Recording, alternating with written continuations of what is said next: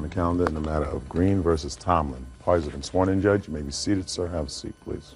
Mr. Green, you and the defendant lived together for a period of time, broke up, she moved out. Yes, Your Honor. And it is your claim that she came back sometime later and took several items from the house that belonged to you. One was your cat, and the other is some jewelry. Yes, Your Honor. Defendant says that the cat really belonged to both of you, but was more attached to her. And as far as the jewelry is concerned, her answer is sort of, she took it. Well, so let me get some dates from you. When did you start to live together? Well, this is probably like back in '99. And when was the cat purchased? July 2000. Did you purchase it from somebody? Yes, I purchased from a good friend of mine. I have the receipt showing that I purchased the cat. What kind of cat was it? Snowshoe cat. Snowshoe cat? Yes, ma'am. Heard of that. Is that a pedigree cat? Yeah. What does it look like? Well, I have a picture too, Your Honor, of the cat. Could I see it? When she stole the cat from me. Okay, so now I see the cat. When did the two of you separate? November 2001, we separated. Okay, is that when you moved out? Mm-hmm.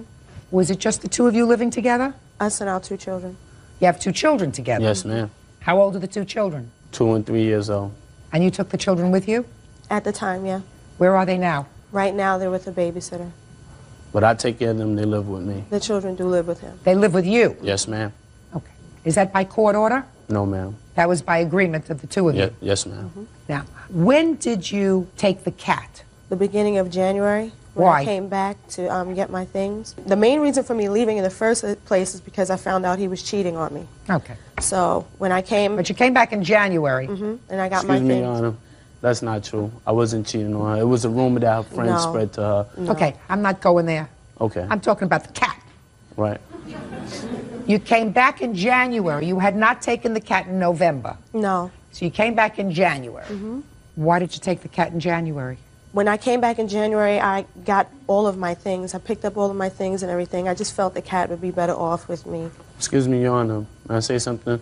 Before we even started, dating, I had another cat, and my cat passed away. I bought this cat, and, it took a lot of pressure off of me from my first cat being deceased. And it meant a lot to me sentimentally. And I don't understand why this woman would take my cat from my house. She took the cat because she was angry. I understand that, but she... How's that? She took the cat because she was angry. Your Honor, I have some letters that the defendant was writing me, threatening me about my cat. Let me see that. And things that she took from me. I'm not going to get to the other things until I finish with the cat. Okay. Do you understand? One thing at a time.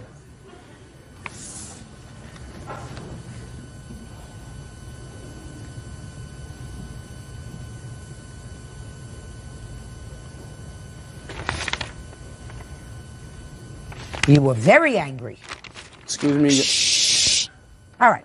Now let's get to the jewelry. When you came back in January, you took some jewelry that belonged to him.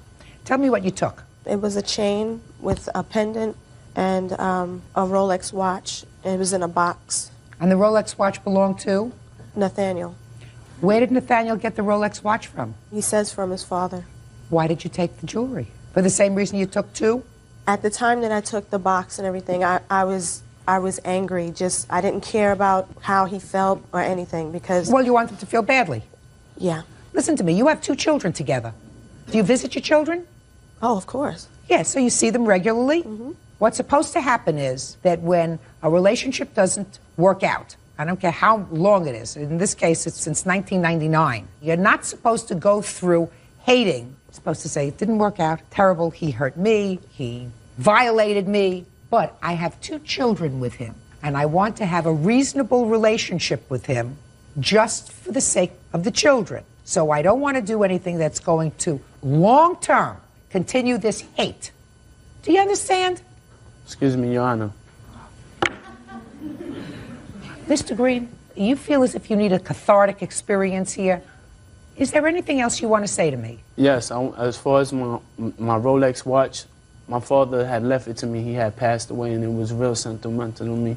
And this woman, she hurt me. I really do still love this woman because we have kids and I want to work it out, but I could never trust her again. I don't even think she has my stuff anymore. She has your stuff. I have the cat. Where's the other stuff? I pawned it. Where? MCDs, I think it's called. When did you pawn it? February. When does the ticket expire? I'm not sure. I'm never going to see my stuff again, Your Honor. I'm never. I'm really not sure. Well, didn't you think you should find that out before you came here today? How much did you pawn it for? The watch was $4,000. The chain was $1,900, I think. And what'd you do with the money? Well, right now, like I said, I'm in between places. That's why the children are with him, so. She has no stable life, Your Honor. No, I don't, honestly. Well, I'm asking you, what did you do with the money? At that point, I bought some things. She's a I liar, was Your staying Honor. with someone, She's a so liar. I gave my sister some money also. Listen, let me tell you this, Mr. Green. Your lawsuit seeks $2,600 from Ms. Tomlin. That's Right. what you're suing her for. Right, ma'am. Okay, that has nothing to do with the cat, because you're talking about the jewelry. She got a lot more for the jewelry. Now, I don't know whether she can get it back.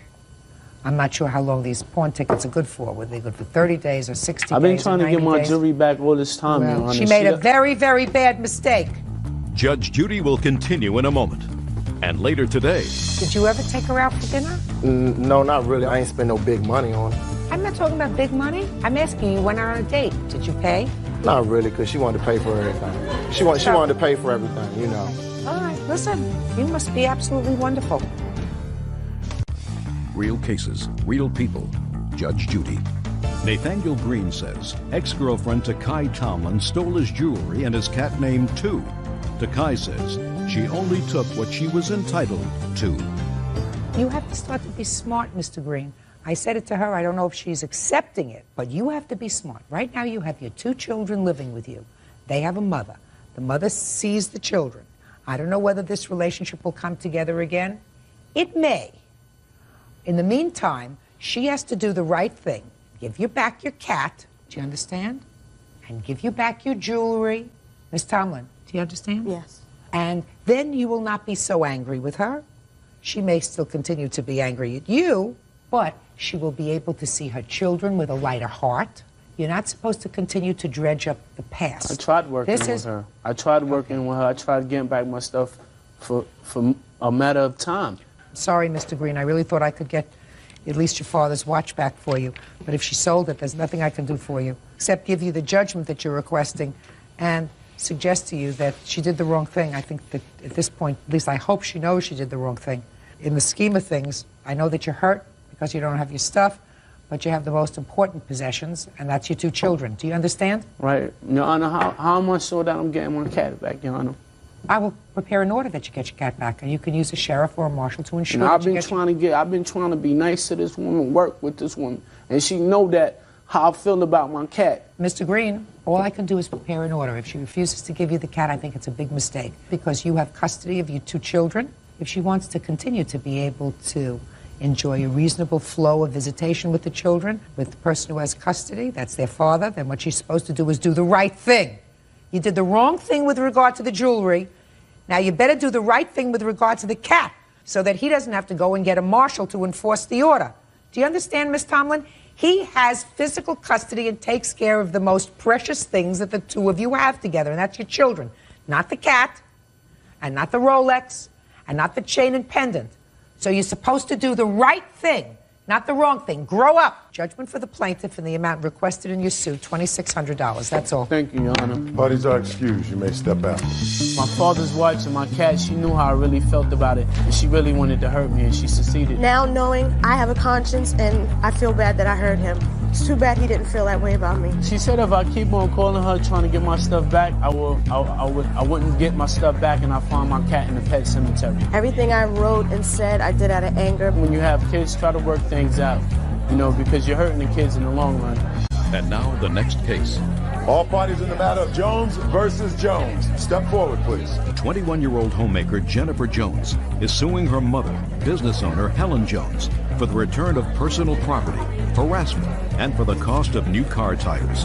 Helen is countersuing for the cost of a refrigerator and damages to her mobile home.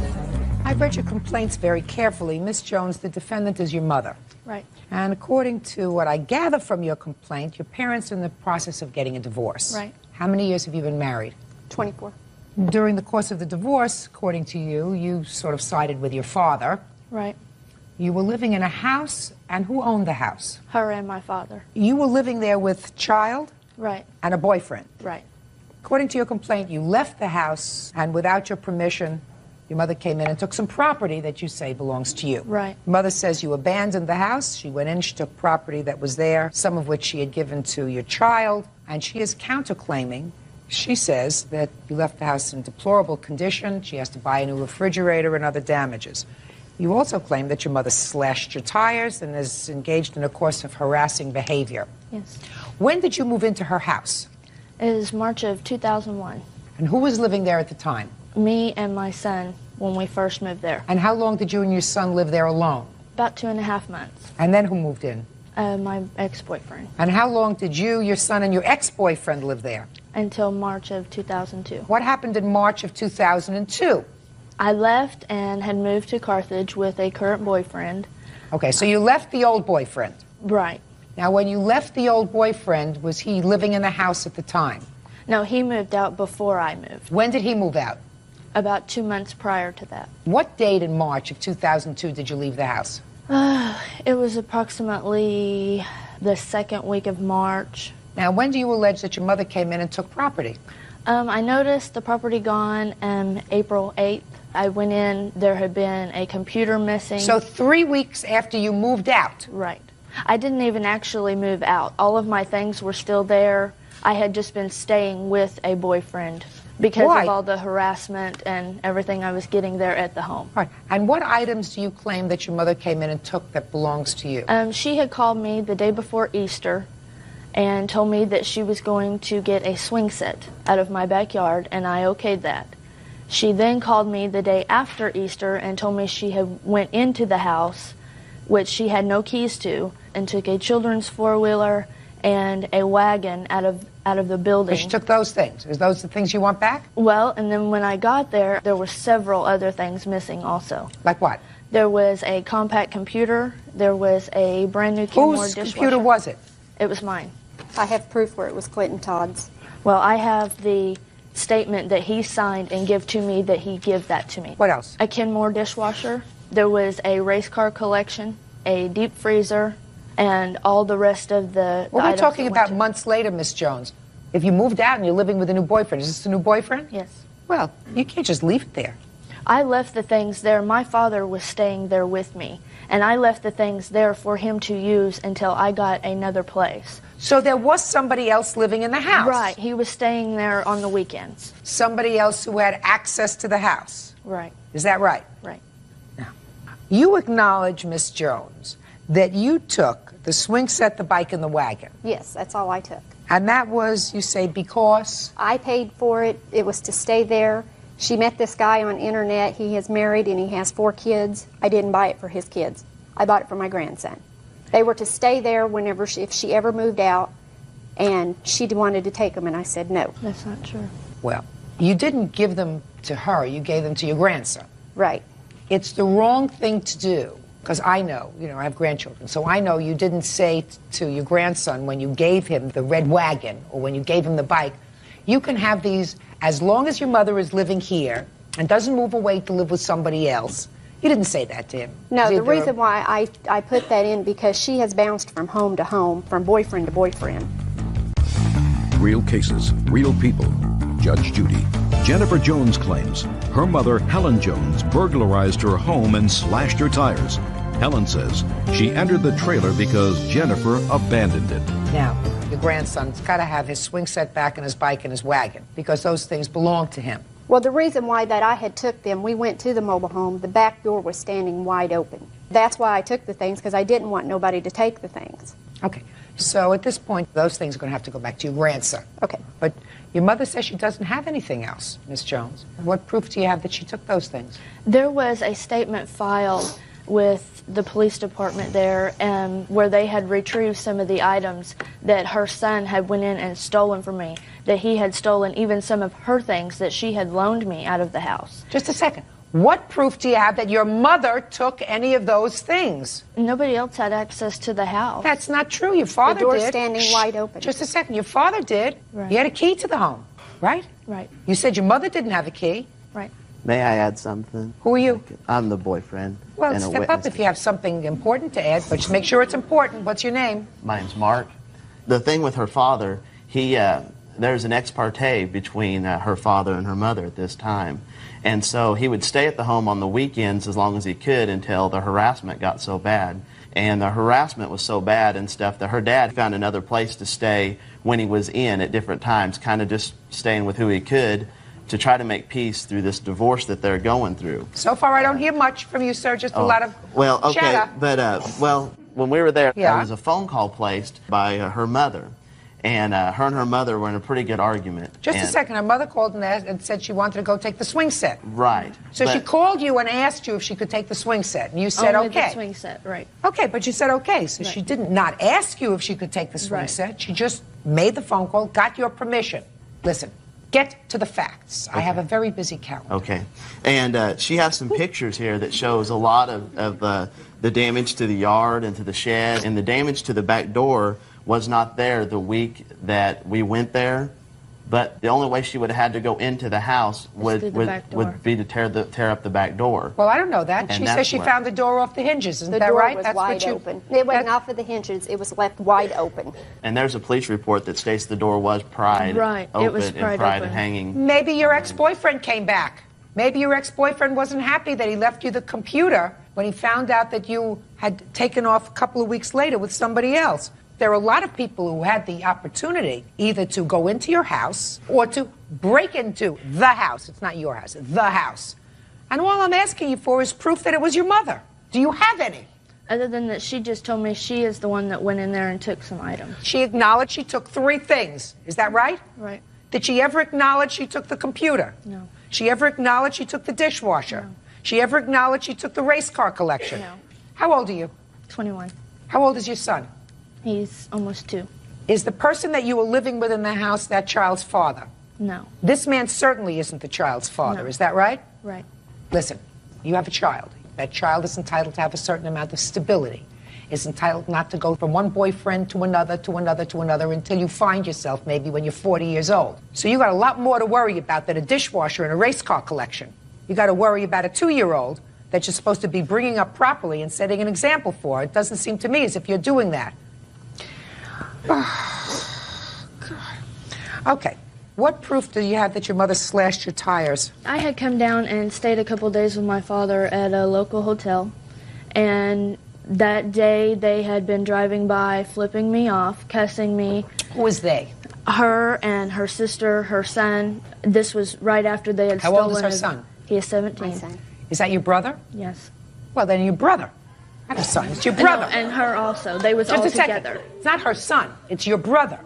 So your mother and your brother and your aunt. What were they doing? They would drive by, flip us off. They would scream things. Her and her boyfriend would circle the parking lot. The next morning I got up. The passenger rear tire of my car had been slashed. So other than the fact that they were there the night before, you have no proof that your mother did that. There would be nobody else that would do that. I mean, It's very possible your mother did it. It's very possible your brother did it. It's very possible your aunt did it. She You has understand? no friends or family, so. I mean, do you understand what I'm saying to you? It's possible. But that's not what we deal with in court. We don't deal with possibilities. We deal with what is provable. Now, you want to tell me about this counterclaim you have for the refrigerator and the damage to the house? I have proof here of everything that's been done to the home, and from Clinton Todd that he took the computer and the dishwasher. but he give those to. We had bought some other things together that were paid off, and we sat down and made an agreement. And I have it where he had signed it, what he took, and he said that would be fine since he took the things that Let me were see paid yours. off. Let me see yours. Did you tell him at that time that you had met somebody else? I hadn't met him when I didn't even know him when we had separated. That's not true. That's not true. That's not true. No. Ha, listen to me. That's not true. Who has the Pontiac Grand Prix car? I do. You working? No. How are you paying for a car? I Listen to me. Don't give me an I. How are you paying for the car? was working for my father. But you're not working now and you didn't work last month. How did you make the last 2 payments on the car? I made those payments. Baloney. Baloney. All right, show me the refrigerator. I mean, that's the main thing that we're talking about. Okay, there's the refrigerator. House now. was When- open. Right. Right. Oh, she's a slob. Yes. She's a slob. I have the pictures of what they done to the house when I'm they just showing, went in. just a second, I'm not even looking at the damage to the house because I can't tell who did the damage to the house because the house, according to your mother, was open. Right. So we don't know who went into the house. Right. Right? Could have been your soon-to-be ex-husband. It could have been Mr. Todd who got angry when he went to retrieve his stuff. Just like I said to your daughter, you need proof. I don't need any proof for this. This is pretty disgusting. Whoever left the refrigerator in this condition, really just a pig. But we don't know whether your daughter was the pig or your husband is a pig. It could be that your father's a pig. It's either one of the two of you. Either you're the pig or your father's the pig. But since we can't prove that you're the pig, I can't award your mother any money on her counterclaim. So your mother is going to see to it that your son gets back his swing set, his bike, and his red wagon. The remainder of the complaints are dismissed. That's all. Your Honor, this is case number 286 on the calendar in the matter of Hilton versus McElroy. Parties have been sworn in, Judge. You may be seated. Gentlemen, have seats, please. Miss Hilton, the defendant is a friend of your current boyfriend's. Is that right? Yes, ma'am. And it is your claim that for some bizarre reason, she vandalized your car. You were not present when that happened. Is that right? Yes, ma'am. And yet you believe that she did it. The defendant says she had no reason to vandalize your car and she didn't do it. Boyfriend? Yes, ma'am. Who's he? He's a friend of her boyfriend's. Who saw her vandalize your car? Joseph. Joseph, step up, please. Joseph, what's your last name? Guillory. Mr. Guillory, I want you to tell me, start from the beginning, sir, and tell me what you know about this evening, which is the 25th of July, 2002. Okay.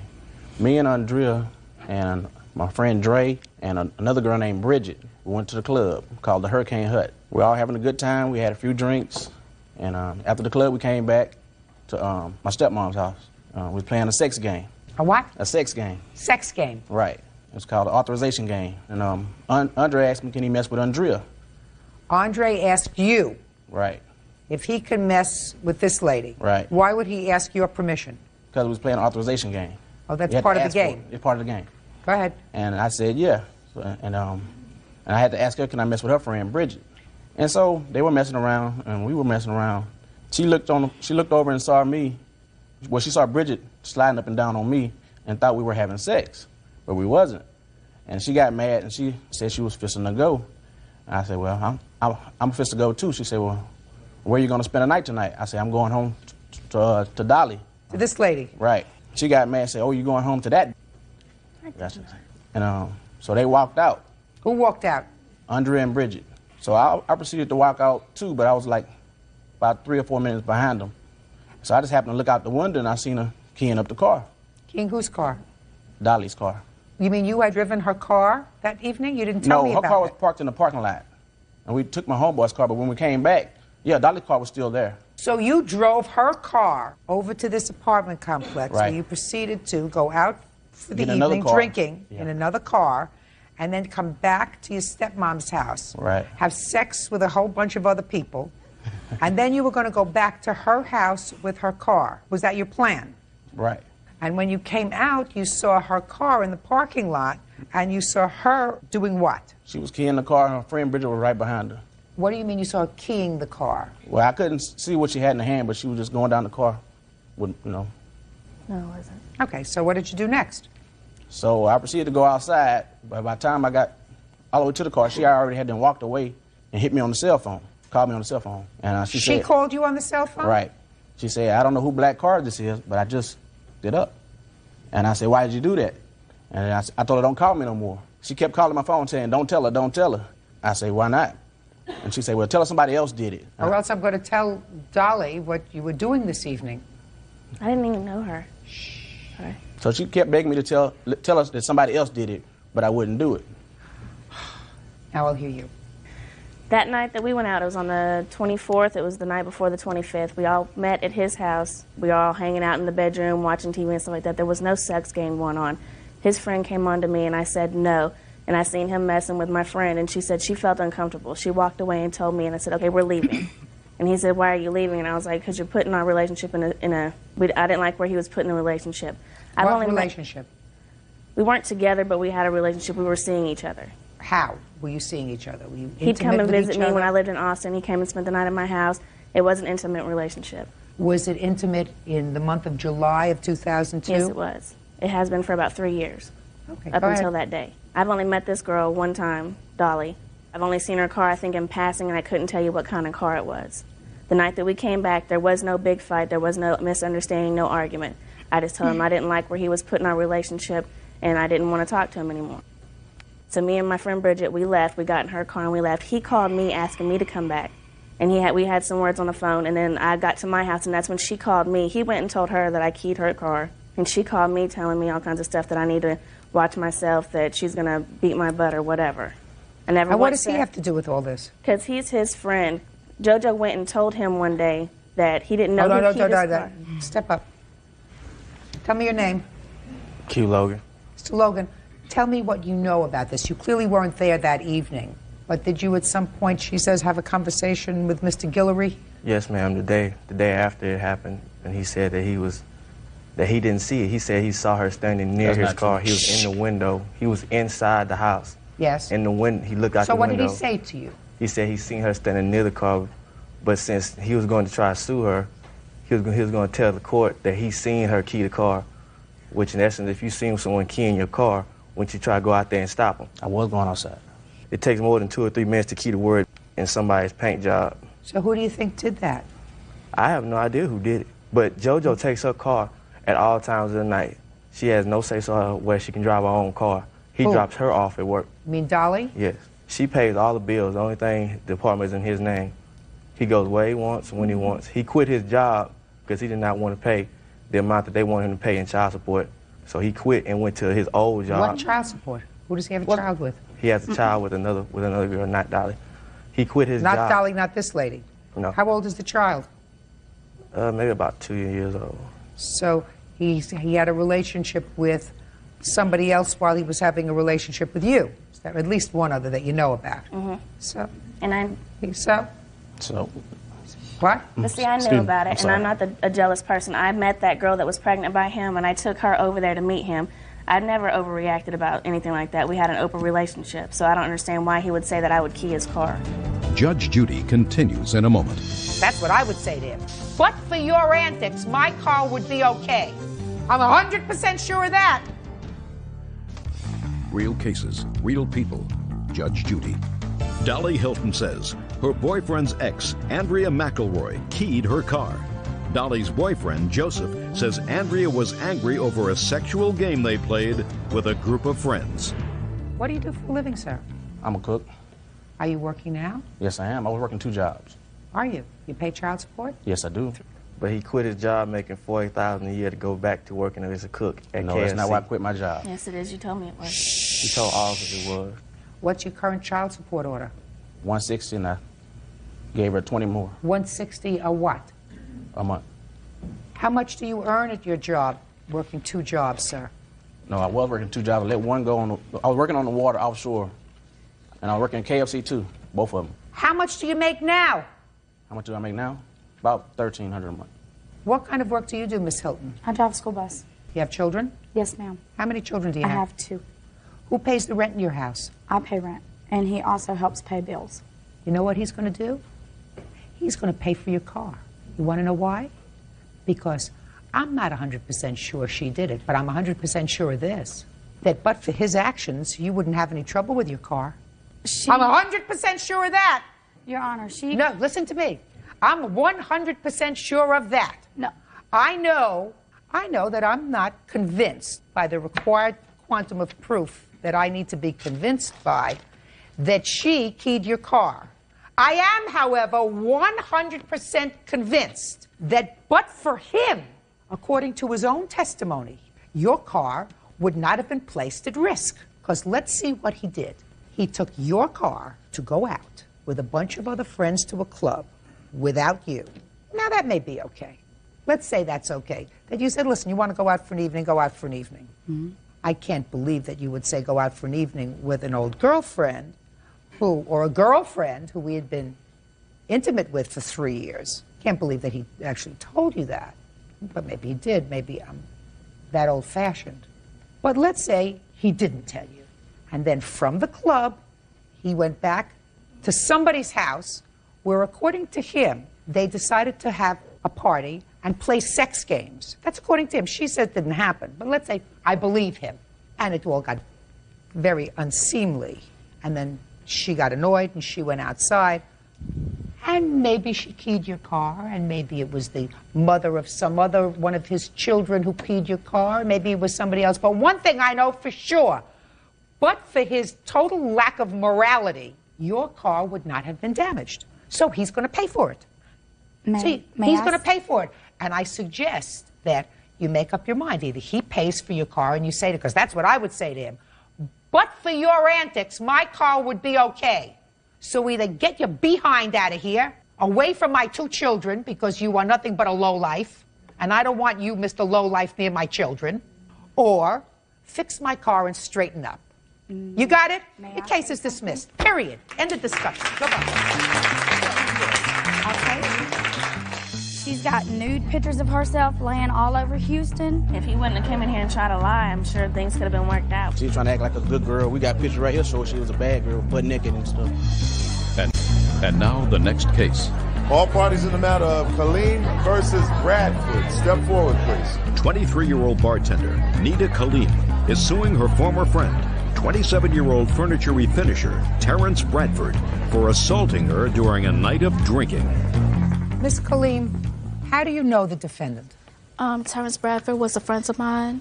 What does that mean, a friend of yours? Was he a boyfriend? A friend of mine, just an associate. We lived a block away from each other. If I wasn't working and he wasn't working, we'll call each other, go out. It's your complaint that he assaulted you for no reason one evening when you were both drinking. Right. Mr. Bradford says that you were drunk and you went nuts and he was merely defending himself.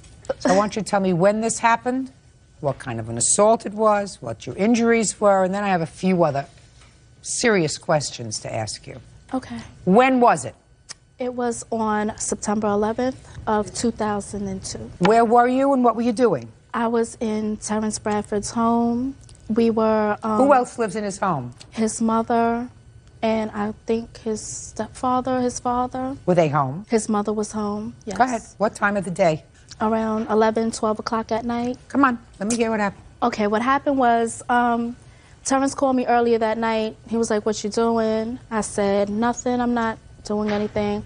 Well, let's go get some beer that he drinks. Now, this is like some strong beer, and I don't really drink like that. Every time I get with Terrence, I drink with him.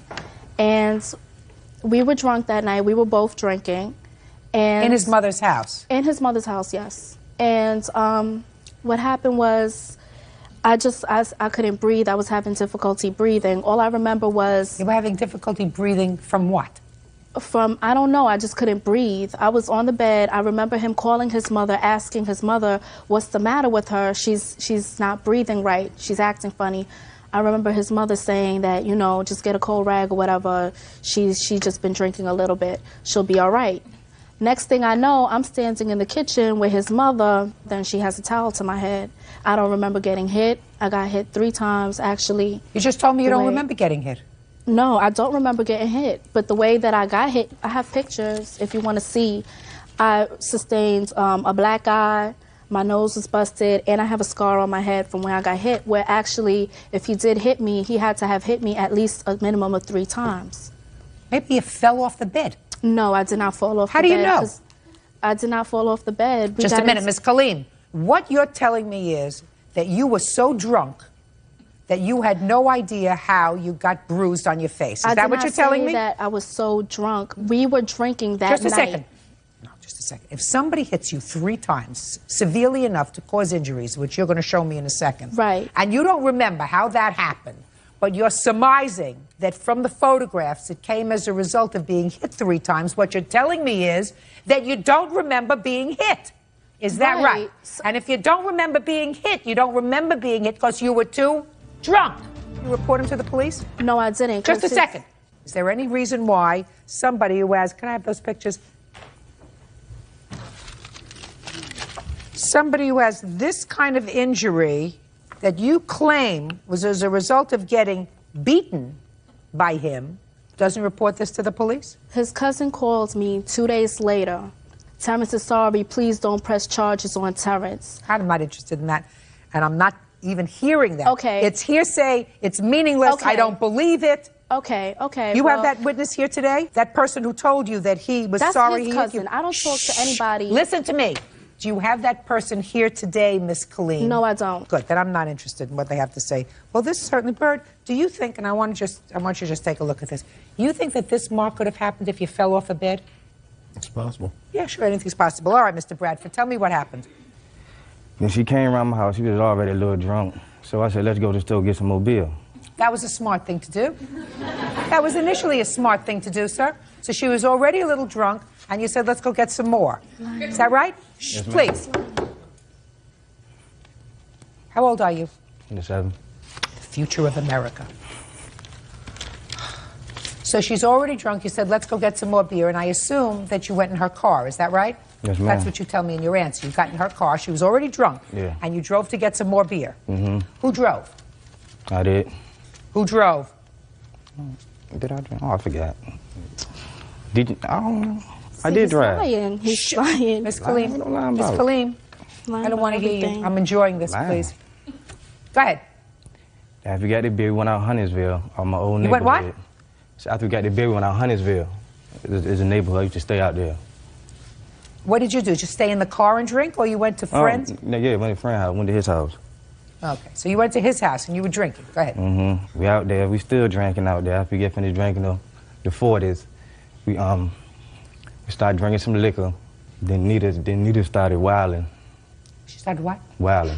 What is that? Acting crazy. I'm crazy. Right. That I understand. So I was telling her to calm down because the security guards out there. Oh, they calm down, Nita. They're gonna arrest you. So I threw her in the car, then went back to my house. I told my mom that she was in there breathing heavy. And then we went outside on the porch because I said she needed some air. And then she just snapped. Then I told her, I said, look, just get your stuff and go home. So you're going to put her in her car, being as drunk as she was, and send her home? Oh, she started snapping on me for nothing. I don't know why. Can I say something? No. Could you finish, please? Oh, yeah. I mean, you would look like you were taking a nap. Get to how, if you know, she got these marks on her face. Would you tell me, please? Okay. I threw up against the wall. Okay. Then I told her to go home. Then I was walking out the door. Then she threw a bottle at me. I dug it, then I hit her. Where did you hit her? In her face. Is that the black eye she had? Yeah. Now, how'd she get this mark on her forehead? I hit on the forehead, too. Okay, good. And what did she do to you? Nothing. Nothing. She threw the bottle at me. She threw a bottle at you. What Yeah. kind of a bottle did she throw at you? A 40 bottle. Do you have any recollection of that? Ma'am, no. I never went out on the porch that night. You were drunk. We were in the bedroom. No, we were in the room watching TV and we were drinking. We had just came back from Huntersville that night. Miss I agree Colleen, with that. listen to me very carefully. Don't get drunk. How old are you? 22. You don't get 23 drunk? now. Don't get drunk. Okay. That's the lesson. He got drunk. You got drunk. You don't remember what happened to you. He's honest enough or slow enough to tell me that he hit you 3 times, all right? That's honest. He hit you 3 times because he said you threw a 40 bottle at him. Well, that's really no excuse for hitting you 3 times. Maybe a push to get your way if you're drunk, but he was drunk too. I mean, he wants to get drunk and be hitting on people for no reason because I couldn't breathe or whatever. That doesn't make any sense. Where is your responsibility in all this? He's an idiot. I don't have any responsibility Oh, you in don't? any of this. That's Oh, what you I'm do? trying to say. Oh, if listen we're to me. friends and we go out My and mouth drink. is moving. Your mouth has to stop. Your responsibility to yourself as an adult is not to get so drunk so that you don't know what you're doing. You do have a responsibility. Because if he did, in fact, assault you and you had no responsibility, then you would have called the police and made a complaint, and he would have been arrested for assault because that's what he did. And the reason that you couldn't do that, even if you had wanted to do that, is because you were so drunk that you have no self-induced. He didn't order you to drink. He didn't compel you to drink. He didn't get you down on the floor and use a funnel and funnel it into your mouth. You went to his house on purpose for the express purpose of drinking. And I believe everything he says, that you did arrive at his house already having consumed alcohol. Okay, can I say one thing? No. He called No. 2 days What later. word? What part of no didn't you apologizing. understand? How's What he gonna part apologize? of no? What part of no didn't right. you understand? Because he's stupid. and called you to apologize. He agreed that he was going to pay for my medical bills. Good, he said should was pay for gonna your medical bill. For my one Good. day Just I a missed second. from work. He should pay for your medical bill. Did you agree to pay for a medical bill? Yes, ma'am. I told Yes, you did. Good. And what was your medical bill? $159. That's what he's going to pay. Judgment for the plaintiff. He in the amount agreed- of no, he agreed to $159 pay for this, outside. This is case number 428 on the calendar in the matter of Beaster versus Barber. Parties have been sworn in, Judge. You may be seated. Folks, have seats. Mr. Beaster, it is your claim that the defendant assaulted you by kicking you repeatedly around the head and body. The defendant says she was merely trying, she acknowledges that she did kick you, but she says she was trying to protect her boyfriend from you. So you tell me about this incident. When did it happen? Happened on August 22nd on a Thursday night. Where were you? I was in my apartment with my wife and our 18-month-old little girl. Okay.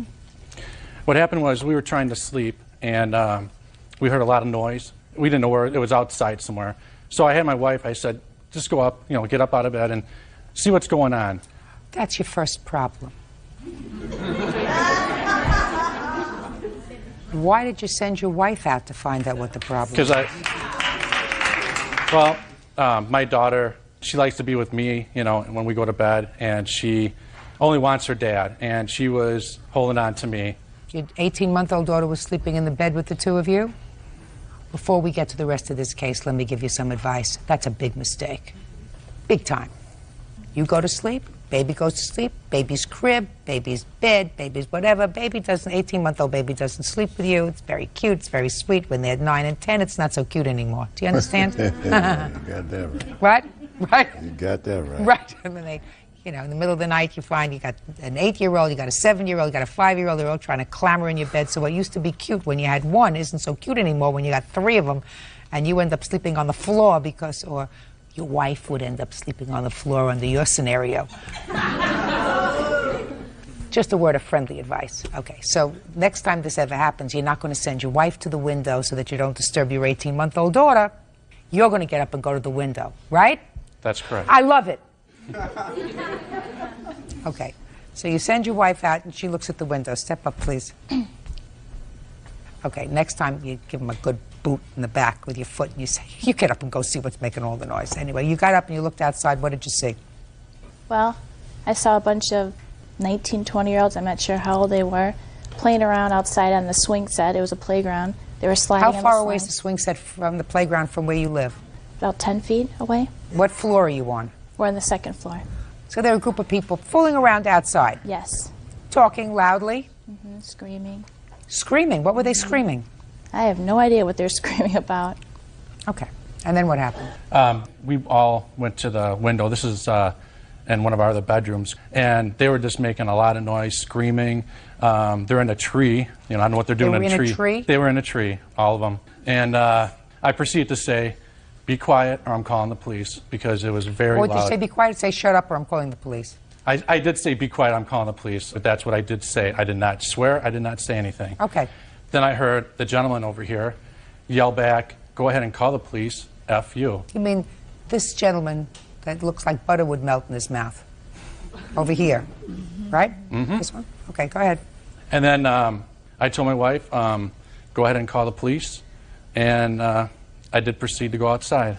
Well, that was your second mistake, right? Yeah, I agree. I should not have done that. And Right. That was your second mistake. What happened when you went outside? the gentleman there, jumped out of the tree, and he ran up to me. And he pretty much said, what are you doing out here? Oh, just because you're bigger? Go ahead and hit me. I will sue you. And then she got involved, the defendant, and she started swearing and cussing at me. Do you have a police report? I sure do. I'd like to see the police report, please. Okay, swearing, cussing. What happened next? And then the defendant here proceeded to put her hand on my chest, swore at me, and said, F you, get back in your apartment. And I swiped her hand. She put it right here. I swiped her hand away, and I said, don't you ever touch me again. He got upset, and Because you had swiped her hand away, whatever. Yes. But she had her hand. She put her hand on me. And I understand that. Okay. She then proceeded to scream. She got right in my face, about this far apart, and she was yelling and screaming at me again. How many swearing. people were out there at that time? You? Well, what happened is The four two people. of them. The two of them. The other two took off. Nobody else was out there. When I first came out there, the other two took off. So, and then what happened is then she put her hand in front of my face, and I did swipe her hand away, and that's when he came to me, and he pushed me. And then from there, Your Honor, I defended myself. So what'd you do? We started to like grapple, and then he pretty much said, "Oh, you're a big guy, and you can't put me down." So I knew the police. You got him down. You got him down on the ground. Yes. Then I put him on the ground. He ripped my shirt. Then I ripped his shirt. And when I had him on the ground, I did not have him in a chokehold. I didn't throw any punches. No punches were thrown. She proceeded to go ahead and start kicking me in the head. Okay. Tell me what injuries you suffered when she kicked you in the head. At the immediate time, I did not know what injuries I suffered, but I know after the second kick that I had blood coming out of my nose, and it was splattering even after the last couple of times. And I do have pictures here. Can I see it, please? Yes. And this is the viewpoint from our apartment.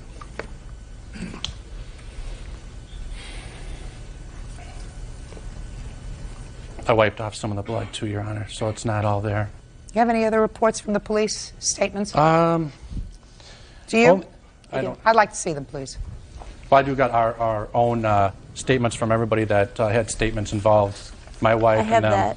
I'd like to see I all also the have the statements. police report that the police wrote out. I'd like to see it around in a tree. Right.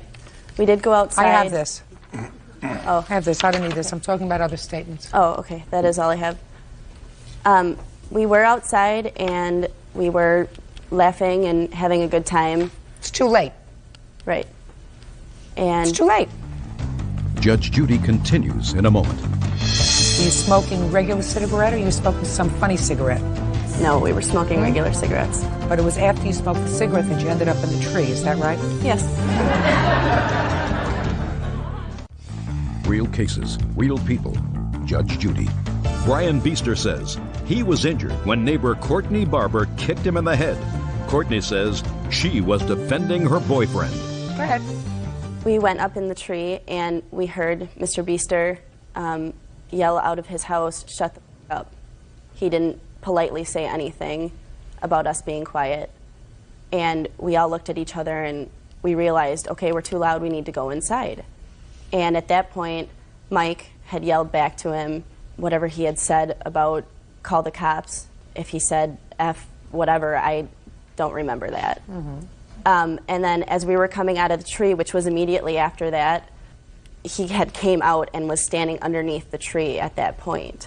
So running up to him. He has to get dressed, put on his shoes because he was in bed. I don't know what the weather's like, whether he sleeps in the buff or he sleeps in pajamas. Either walk downstairs, take the elevator downstairs and come out. There were 4 of us in the tree. You shouldn't have been in a tree. Absolutely. Right? I understand that, yes. And what were you doing kicking him in the head? Well, what had happened was that he was at the base of the tree when all of us had been down.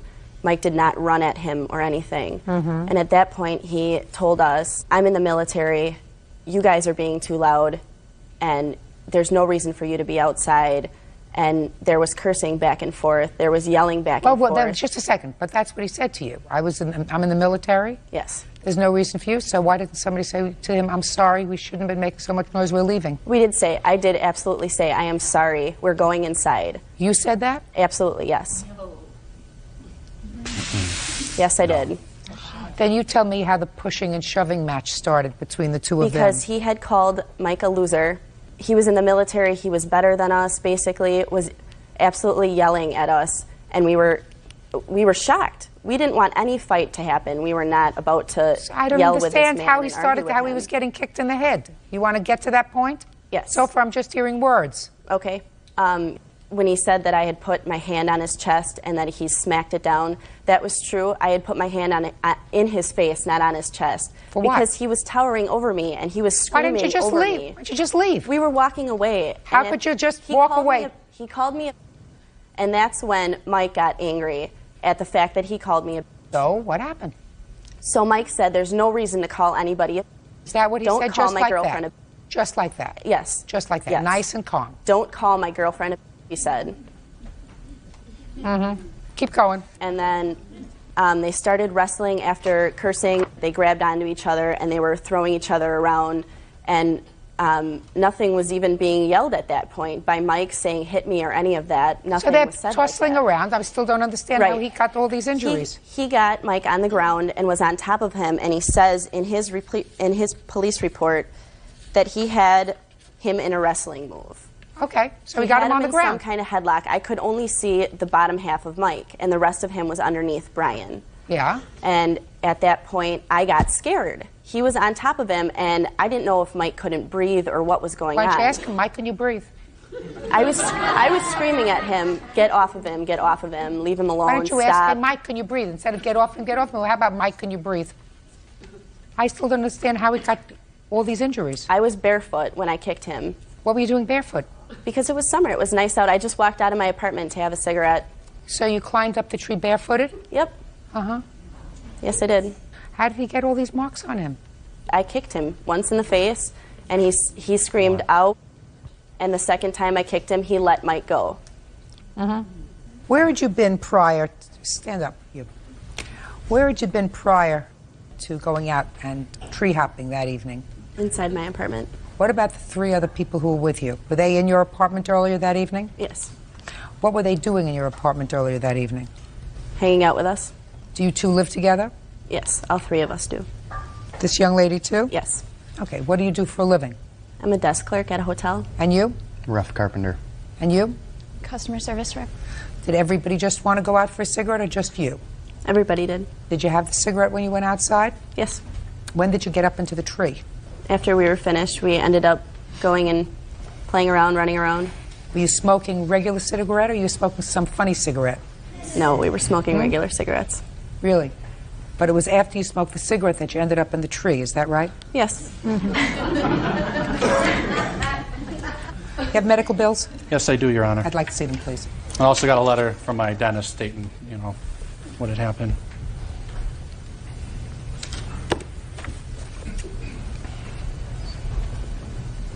Any other bills that you have? No, that's the only one I have, Your Honor. Mm-hmm. Mr. Beaster, I'm going to make the following observation to you, sir. You're a grown man with a wife and a child, and you should have known better than to go outside once your wife called the police. Yes. You were hot because they disturbed your family, and the reaction when you said whatever you said to them irritated you. Otherwise, you would not have gone outside. That was a mistake. You should have acted in a more mature fashion. Mm-hmm. That doesn't in any way suggest that you are without fault. I'm not sure whether I believe. I was a smoker for a long time, and if I went outside to have a cigarette, I didn't end up in a tree. Right. Which suggests to me that you must have been feeling pretty good after that cigarette, because you're 3 people with responsible jobs. 3 people with responsible jobs usually don't have the reaction of hopping up into a tree after they have a smoke. I didn't see any indication here in the police report that the police officer smelled alcohol on your breath, so I might assume it was something else. In any event, you had absolutely no basis to cause the injuries to him that you did. Your actions precipitated the evening's events. If it wasn't for you, the whole thing wouldn't have started, all of you. So you're going to pay for his dental work. His dental work so far was $972. Those are the only bills I have. Judgment for the plaintiff. That's all.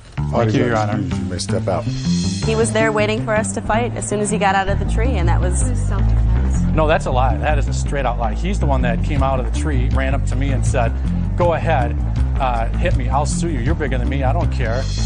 This is case number 298 on the calendar in the matter of Sullivan versus Knighton. Parties have been sworn in, Judge. You may be seated. Folks, have seats, please. Tell me your name. Jimmy Johnson. Jimmy? Did you come up here?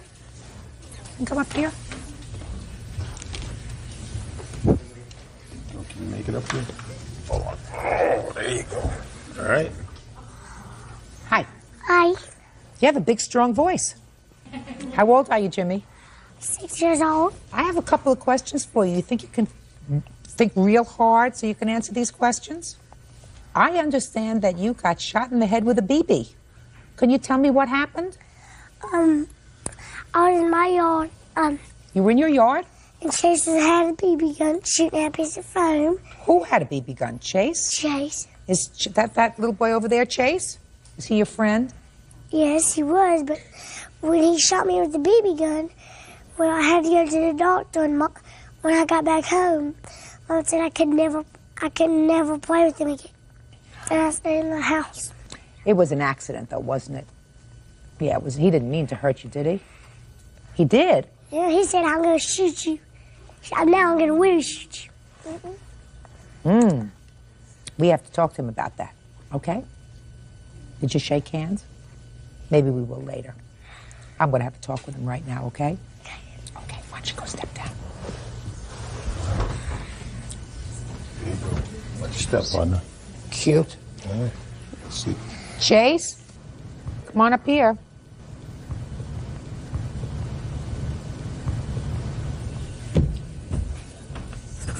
Oh. Good. Hi. Hi. Chase, Jimmy is a friend of yours?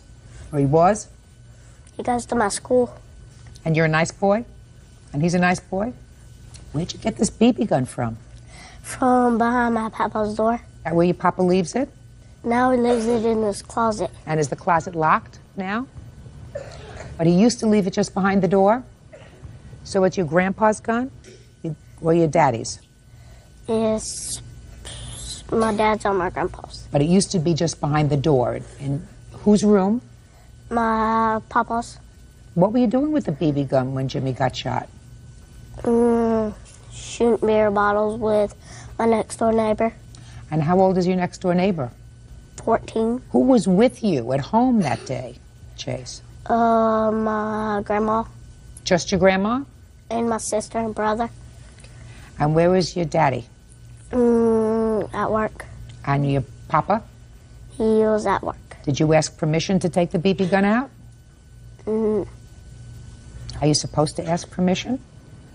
So you didn't do the right thing, right? You didn't mean to hurt Jimmy, did you? I didn't think so. What happened when your daddy found out that you had shot Jimmy with the BB gun? Did he tell you not to do that anymore? Told not to. Would you like to sort of shake hands with Jimmy and maybe you could try to be friends again? What about you? Not ready to do that yet? Okay. Okay, Chase, why don't you go sit down next to your papa? So that's what this case is about. Right. This case is about one little boy who got shot in the head with a BB gun, and I gather from the complaint that the doctors have decided to leave the BB in his head rather than do some surgery. And Miss Sullivan, what you want is you want the defendant to pay for all the medical bills that you have and some money for pain and suffering. Correct. I'm ready for your defense, sir. Well, first of all, I think that this could have been stopped if she would have told me, first of all, that he had the BB gun, because when I went over there to talk to him, she told me, she said she seen Chase running around with a BB gun, waving it around.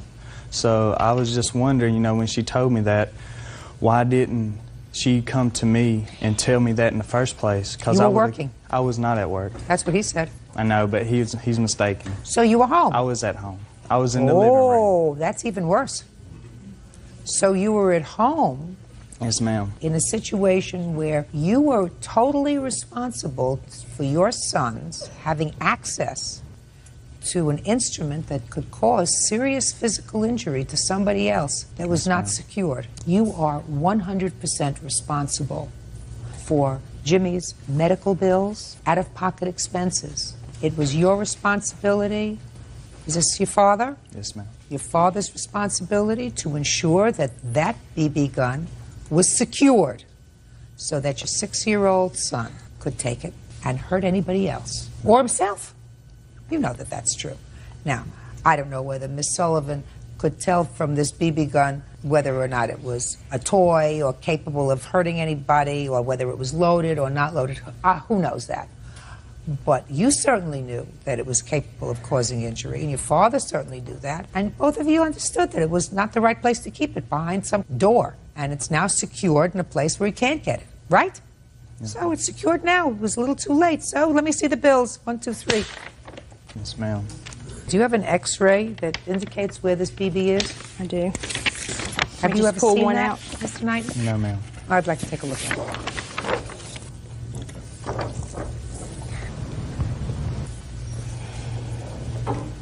It's still in his head.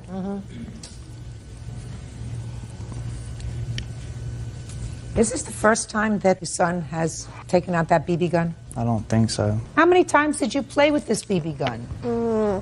One. One time before this? I played with it 2 times over at the next door neighbors and shooting beer bottles. On a different day or the same day? Different day. So you had that BB gun out twice. And where was your daddy the first time you had it out?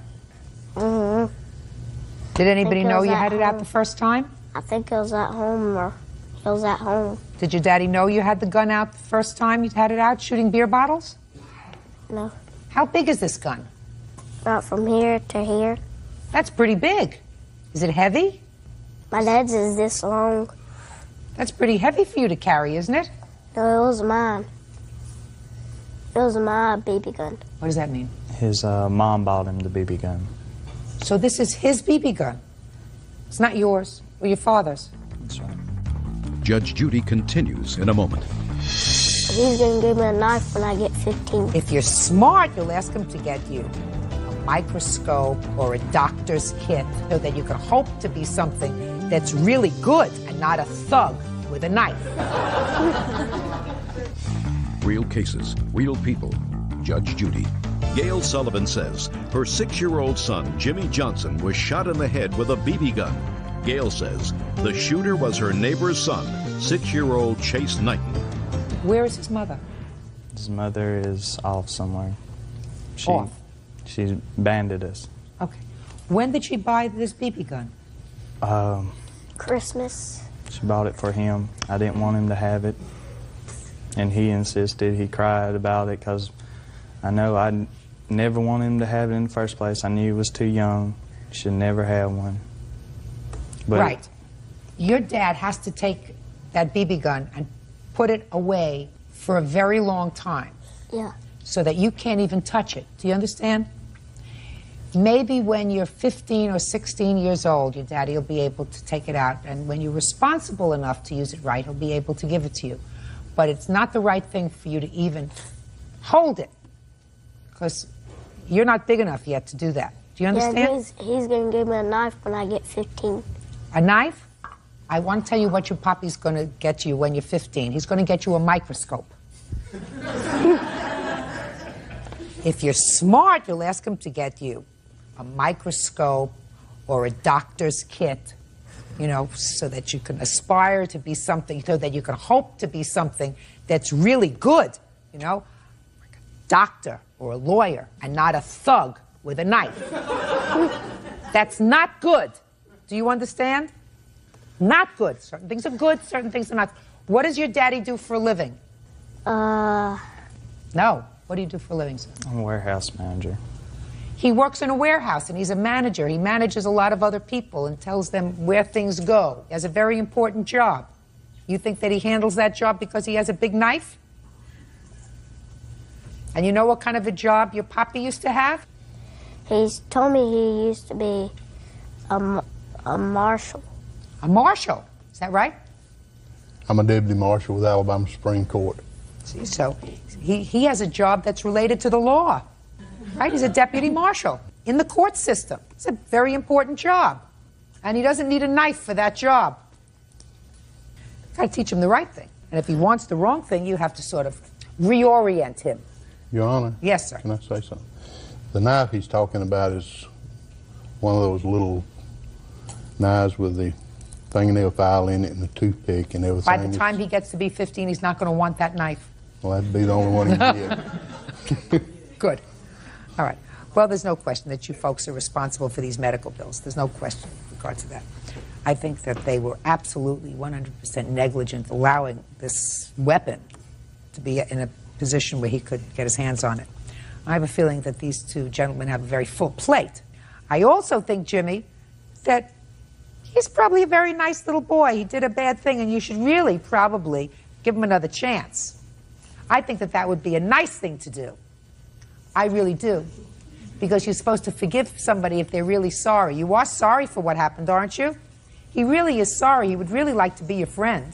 Think you're willing to give him another chance? I sort of like that idea. Come on. Okay. Give him one shake. Go ahead.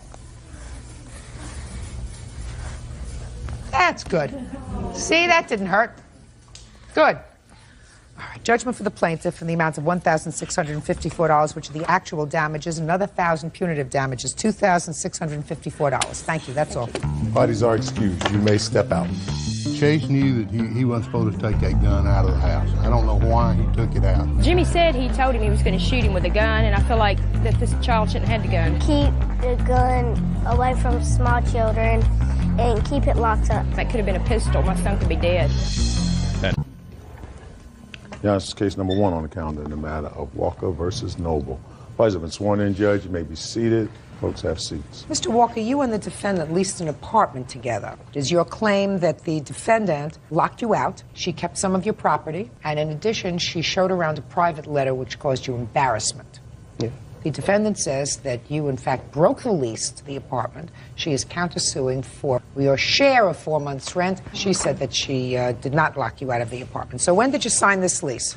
It was September 22nd of 2001. And how did you know the defendant? I used to work with her, and we were friends. So tell me when this problem started, around Christmas time? It was around Christmas time, December 21st of 2001. I had received a phone call, 3 o'clock in the morning, from my mother, stating that she was sick, and that she wanted me to come down there to be with her. Where does she live? She lives in Virginia. Where is this apartment that you were living in? It's in Erie, Pennsylvania. Okay. The only thing I took with me was my clothes.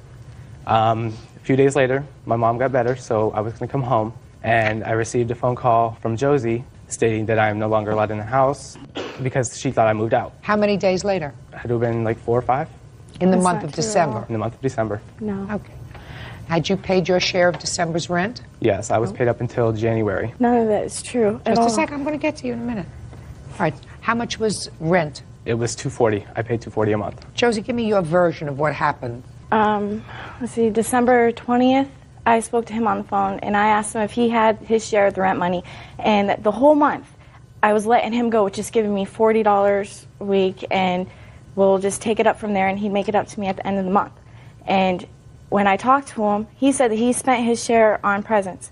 And I never once said that he could never come back to the apartment. Let's just get you're getting ahead of yourself. You're getting ahead of yourself. Now, what happened? He said he left December 21st. What happened? He left in the night. I never heard a phone ring at 3 a.m. I would have woken up. He would have woken up. Well, who's he? He is my my ex-boyfriend. He was there at the time. Okay, I don't care whether you heard a phone or you didn't hear a phone. You woke up December 21st, and I woke up. Well, he woke up to go wake Jamie up to go to work, and he found this note that Jamie left. Can I see it, please? All right.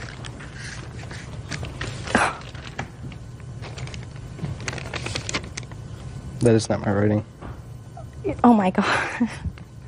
I have very sloppy writing. That is not my writing.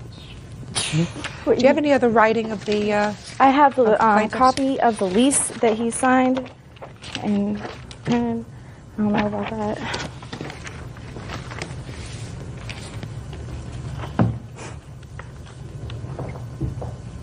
Well, but he's printing this. There should be a signature one right above my I see. signature. Oh, I see. Yes, you're right. I think you wrote this. I did not write it. I think you wrote this, Mr. Walker. I'm just looking at the way you not only signed your name here, but printed it on your lease. It's exactly the same as the printing on this. Yes, it is. Okay. So you left. Yes. What items do you claim that Miss Noble kept of yours? Well, she has a computer. Well, you wrote here the computer is yours, too. You can have my last paycheck. Give this to Dawn as proof. And you also wrote the computer is yours, too. I did not give her the computer. Well, that's what you wrote, sir. But I didn't write that, I'm saying. Oh, I think you did. Well, she has a desk of mine, too. A bed. She has some books, CDs. And when did you try to get back into the apartment, Mr. Walker? It was right after I got back. Okay. And you're on the lease? Yes, I am. Then you should have been let back into the apartment. Did you go to the police? No, I didn't know I could. Of course you did. If you have a lease to an apartment, you're on the lease. The landlord wouldn't let me back in there either. No, you go to the police. Put your hand down. I didn't ask for you. You know that you can go to the police if you're locked out of your apartment. Come. And they had the locks changed too. So what? The police go, they knock at the door, they say he has a lease to the apartment, he has the absolute right to be here, to be to the apartment.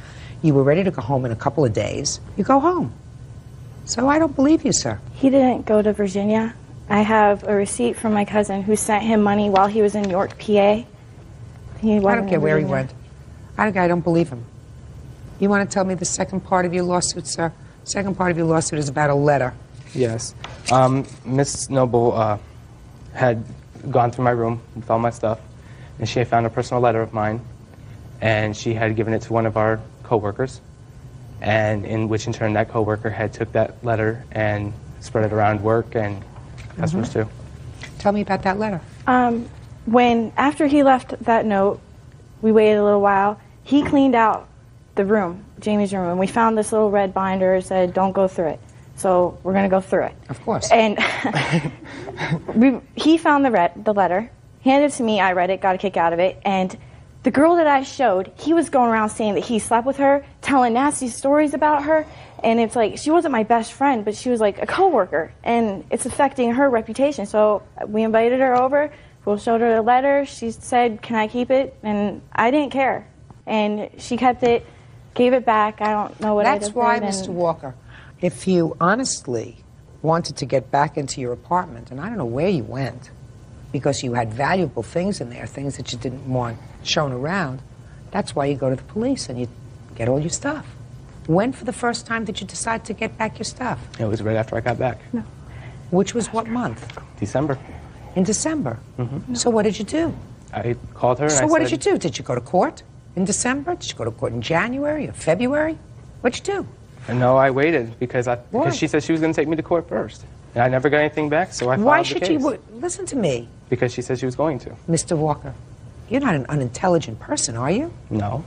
You locked out of your apartment, you go to the police, you say, "I have to get my stuff, my computer, my private He stuff." was I never went locked out. away in the middle of the night to help take care of my ailing mother. He was never locked out. I didn't get the locks changed until about a month ago. Not even like 2 weeks ago. What happened was he left a note in my mailbox telling me to call him on a cell phone number, and I told him, "Why don't you just give me like $500 and I won't go to the cops and I won't go do all this stuff so I can get the rest of my money back," because I really wanted to avoid this. Judge Judy continues in a moment. It doesn't give her the right to spread it around work. That's my personal information. I showed a girl that you lied about. And later today, Show me. Well, what do you think you were coming here for? Waltz lessons? No. Show me where you had paid off the bills. real cases, real people. Judge Judy. Jamie Walker says former roommate Josie Noble owes for the return of his belongings. Jamie also says Josie defamed his character. Go ahead. May I say something to that? Who are you? I'm Sarah, Jamie's friend. He's staying with me at the current moment. Sure. On the date that Miss Noble is talking about, when she had called, it is my cellular phone. She was really rude to me, ranting and raving about different things, saying that she was going to harm Jamie and that she was going to have What did people she after say him. she wanted? She wanted to talk to him. She wanted to talk to him now, and I said, well, he's unavailable at this moment. He had called her back, and they had talked about it for a couple hours, and I was at work for a couple It was hours. like an hour, approximately an hour. Yes. They had worked out to where she had said that he could not come get his things. She had also called me before on my cellular phone telling me that, wondering where he was at, and told me that he was not allowed to get his things and that they were hers now. That was not what was said Can I on the say phone something? at all. At all. I called there and... Whatever.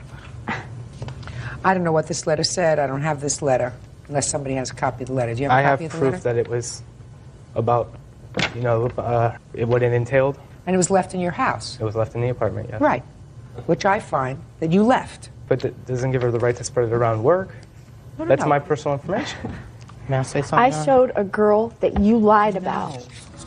You Yeah, may she not. does spread It it doesn't lend anything. Neither did her statement lend anything, but I thought maybe it might. I was there a lot, like around through everything that happened, so. Spare me, will you please? He is suing for the following: for the return of his property. What personal property? A computer? A computer. A desk? A desk. A You have his bed. desk? He doesn't have a desk. All there was a little nightstand thing. It's a stand. And a bed. And a couple books were left. Fine. Where are those things? The stand is still in the apartment, the bed is still in the apartment, and the books are still there. Great. I have my Great. videos too, and my CDs.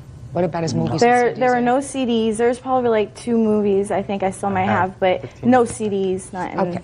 So what I'd like you to do is get the boyfriend to help you pack up his bed, his little nightstand, his books, and his videos. Pack them up. Put them out on the front of the house 5 days from today's date.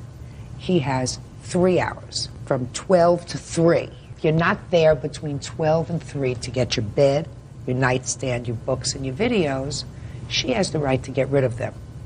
Do you understand? Yes. Now let's get to the issue of the rent. Okay.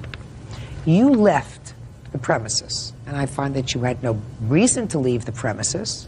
Even if she locked you out, you had the right to get back in there, and I don't find that she locked you out of the residence. So from the time you left in December until the time she found a roommate, you are responsible for half your rent. Can I say something on that? Yes.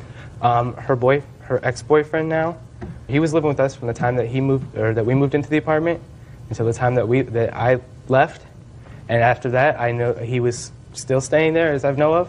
When you moved in September, was he living there? Yes.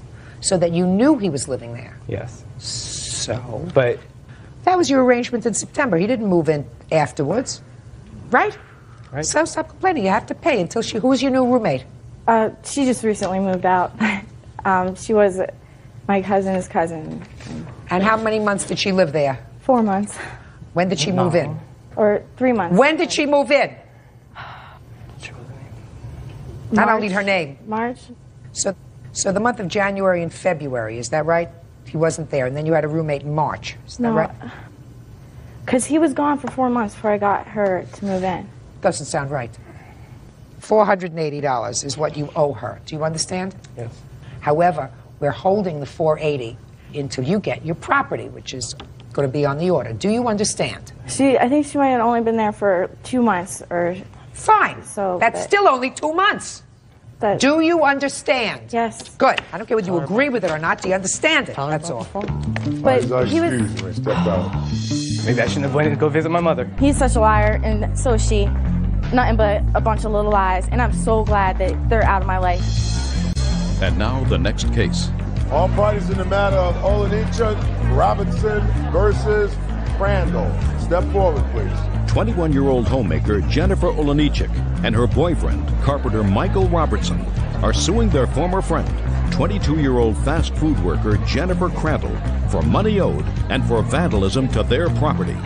Ms. Olenichuk, you and the defendant were good friends, according to what I've read, for about 7 years. And there came a time, it was past summer, that, according to you at least, the defendant was thrown out of her house. She lived with her parents or her mother, along with her child. And you volunteered to take her into your house that you share with your boyfriend. Right. She did, in fact, move in with you. And when was that? June 1st, 2002.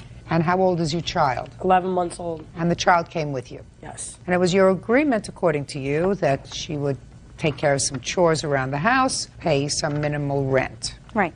Your claim it didn't work out. You told her to leave because you believed that she had stolen some money from you. You changed the locks on the door. She came home. She got angry when she found out the locks were changed. She vandalized your house, vandalized your car. Ms. Crandall says she owes you nothing. She didn't cause any damage. Judge Judy continues in a moment. It appeared that she was drinking. We were screaming at each other and yelling. She went to her car, got a crowbar out of her trunk, and went at my trunk with her crowbar. Real cases, real people. Judge Judy. Jennifer Olenichuk and her boyfriend Michael Robertson claim former roommate Jennifer Crandall owes for vandalism to their property and unpaid rent. Jennifer says the couple locked her out. So when did you find that she had stolen money from you? What makes you think she stole money from you? On August 8th, I was at work. I got paid $200 in cash. I came home late that night. We had a fight because I had used Jenny's car to go to work, and I came home late. So she was angry with you? Yes, very angry. We went to bed very late. The next morning, we woke up, and Jenny was gone with Cheyenne, and I went in my purse, and I was missing a $100 bill. Usually she left a note when she left. She left no note that morning, and she didn't call right away. She didn't call for a few hours after that. Then when I did talk to her when she called, she had told me that her and her sister-in-law had been at the mall getting some toys for Cheyenne and this, that, and the other, and I had asked her, you know, well, you were kind of broke yesterday, and she had told me that she took exactly $100 off of an account that she has at the bank. Okay, so? After that, she didn't come home all day. I went back and forth with deciding whether or not I actually wanted to be kind of mean about it and just do things the way I did. And at like the last minute, I decided. And I packed up all her and her child's stuff and put it outside. She came home about 5 minutes later, and that's when things just escalated. I was in the house the whole time watching out the window. It appeared that she was drinking. She, of course, tried to get in the door to come upstairs, and she noticed that the locks was changed, and there was a lot of yelling going on. She then started throwing rocks at the windows because I live on the second story, and sometimes you don't hear people knocking. Then it went from that to, of course, I didn't open the window or answer at all. I was scared that if I went downstairs... You weren't sure about it. That if I went downstairs, there'd be a physical confrontation, which didn't need to happen after everything else. She used the neighbor's phone and called about, 6 or 7 times. Why don't you come downstairs? This is ridiculous. You're being a... Why did you decide to go the nasty route? I mean, you said I debated whether or not to go the nasty route back and forth, and finally I decided to go the nasty route. Why? Well, and we've had a lot of problems with the friendship in the last 7 years, and the night before, like I said, we had gotten in a big fight. Because you used her car, and you kept the car out longer than you were supposed to. That was the wrong thing to do. Right. So why did that end up with you doing the nasty thing and throwing her things out? Because it was very, very loud and escalated the night before. We were screaming at each other and yelling, and I said, okay, I've already apologized 3 or 4 times, I'm sorry. And finally I was just like, well, why don't you just leave then? And when I said, why don't you just leave, she said, no, I'm not leaving. Well, then when the stuff happened the next morning, I was scared that, again, inside my house this time, I would have the same fight of, no, I'm not going to leave. So I just did things the way that I did, more or less to save. Nasty. Right, very nasty. So what do you think she owes you? The night that the whole thing happened, August 9th, after she was angry that I changed the locks, she was trying to kick in my door. It didn't open, but she messed up the door. I do have pictures. We had to replace the lock again after I just changed it. The molding was pulled away from the door, and then after that, she realized, I don't know if she realized she wasn't going to get it open, or she just got sick of kicking at it. She went over to her car, and she was yelling stuff about, she had some tools that were stored in my trunk because I have a very small apartment. She went to her car, got a crowbar out of her trunk, and went at my trunk with her crowbar. Anybody ever tell you that you had to give her some notice before you changed the locks on her? You just locked her out with her 11-month-old baby. She was already planning on moving. What I'm telling you is, you did it in a disorganized fashion over an incident that was your fault. You took her car and kept it without her permission. No, that's not why I kicked her out. The reason I kicked her out was the money. She's not the only one who lives in your house. No, but She's not the only one who lives in your house? Right. I don't know whether she took your money or not. You still are obliged. She's a rent-paying tenant to give her notice, and you didn't. You just can't say, well, I don't like this tenancy anymore. I'm changing the locks and throwing your stuff out. That doesn't work. And you yourself told me, kept going back and forth and back and forth. Should I do this the nasty way or the nice way? Nasty or nice? And at the last minute, you decided to do it the nasty way. Right, or I could have had a broken house and a fist fight in my living room. That's possible. You could have also had the police there. But you have to give her a 30-day notice. Or give her 5 days. Or something. Well, she did. She had a week and a half. There was a day already set for her to move out. So? Well, I was already a ton of money in the hole from Just covering a second. rent. What date was she supposed to move out? The 14th. And what day was this? The 9th. When the incident happened. Change the rules. You get nothing. See, you didn't have to say a word. That's all. Cochran. Yeah, this is case number 404 on the calendar in the matter of Hubbard versus Votapa. Parties have been sworn in, Judge. You may be seated. Folks, have seats, please. Mr. Hubbard, the defendant is your mother. Yes, ma'am. According to your complaint, your mother promised to give you some money towards the purchase of a car. Right. You say that she promised to give you at least $1,000. Yes. You went out and purchased a car, and how much did you spend for the car? The car was actually like $5,500. I thought you said you spent $3,000. $3,000 was actually how much I was going to spend on the car when I told my mom. But I actually ended up spending $5,500 because she told me she was going to give me some money. Excuse me. Shh, just a minute. Your Honor? Speak not. No, I've got pertinent information. We never agreed to any amount of money to give him. Quiet. But we never agreed. Could you be quiet? We never So last agreed. time. I actually, you know what, Your Honor? $3,000 was how much I said I was going to spend on my car. That's the truth. You did sign this complaint, Yes, I did you did. not, sir, where you Yes, say, I I did. bought a car for $3,000? Right. All right, so let me see sorry. the bill of sale for the car that you bought. Now you Okay. say you spent $5,500. This is actually the loan that I had to take out. You see, Your Honor, actually, you know what, though? The thing is, this whole court... Just a second. Okay. The amount of credit approved was $45.75. Right, because Is that right? Yes, ma'am. Okay. Now you say that your mother promised to give you at least $1,000. When did she promise to give you this $1,000? Okay, I got in my car accident. I totaled my car back in March of 2002. And after that, my stepmother, Vicky, she called my mom and told her about the accident. Then I called my mom just to let her know I was okay and everything like that. And she told me, since how my dad bought the first car, she was going to help me like with the second car. She told me she'd give me like $1,200. And she ended up giving me $200 in May as a down payment. And then she told me she'd give me like $100, you know, a month after that because she couldn't afford to just give me $1,000 like right off the bat.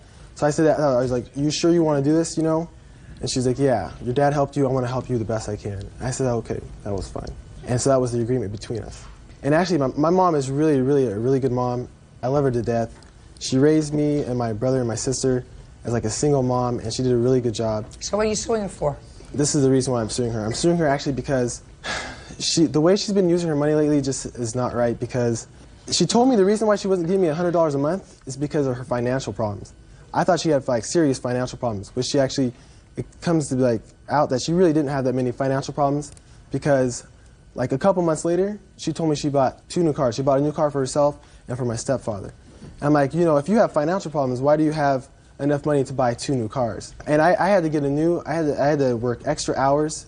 I'm in college, so I had to like work like 40 hours a week and go to college, and it was killing me. And I was doing it because I thought she had financial problems. Then to come find out, just a couple months ago, I found out she wants to pose in an adult magazine, and she's putting a portfolio together to do that. So and that's, what does that have to do with you?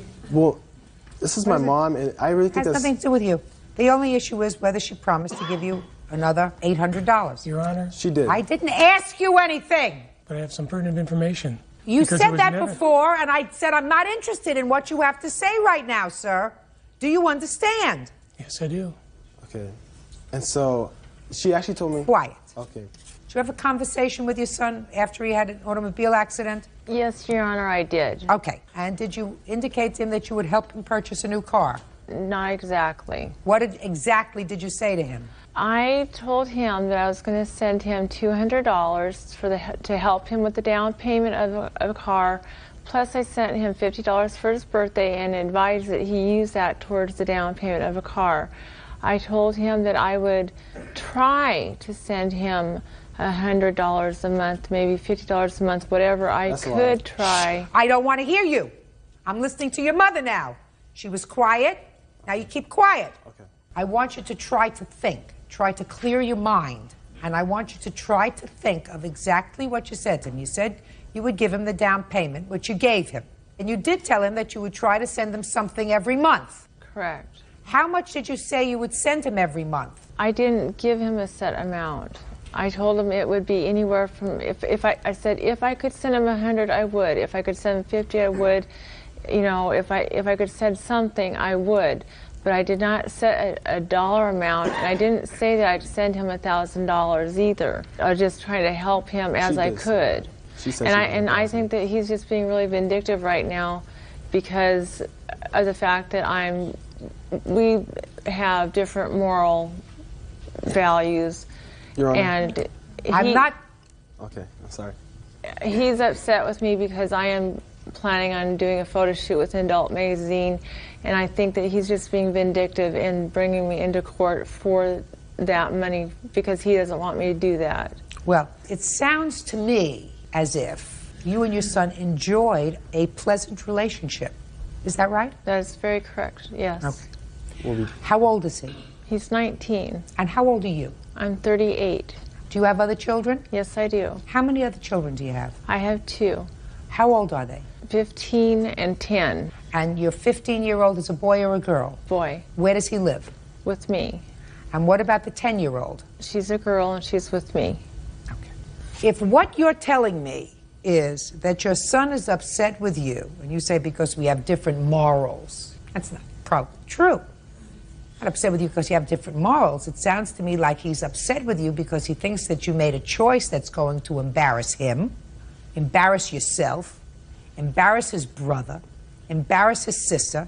And to be quite honest with you, madam, although this is not part of this case, he's 100% correct. You have made a very dumb choice if you think at 38 years old, as the mother of 3 children, one of whom is 19 years old, and the other one is a 15-year-old teenager, and the other one is a 10-year-old, if you think you're going to have a new career, Hollywood is going to find you at age 38 posing in a magazine that's going to embarrass your child, you're nuts. Hollywood's not looking for you. Do you understand? Hollywood is not looking for you. Not. And if you make $5,000 doing this photo shoot, it's not worth the respect of your children.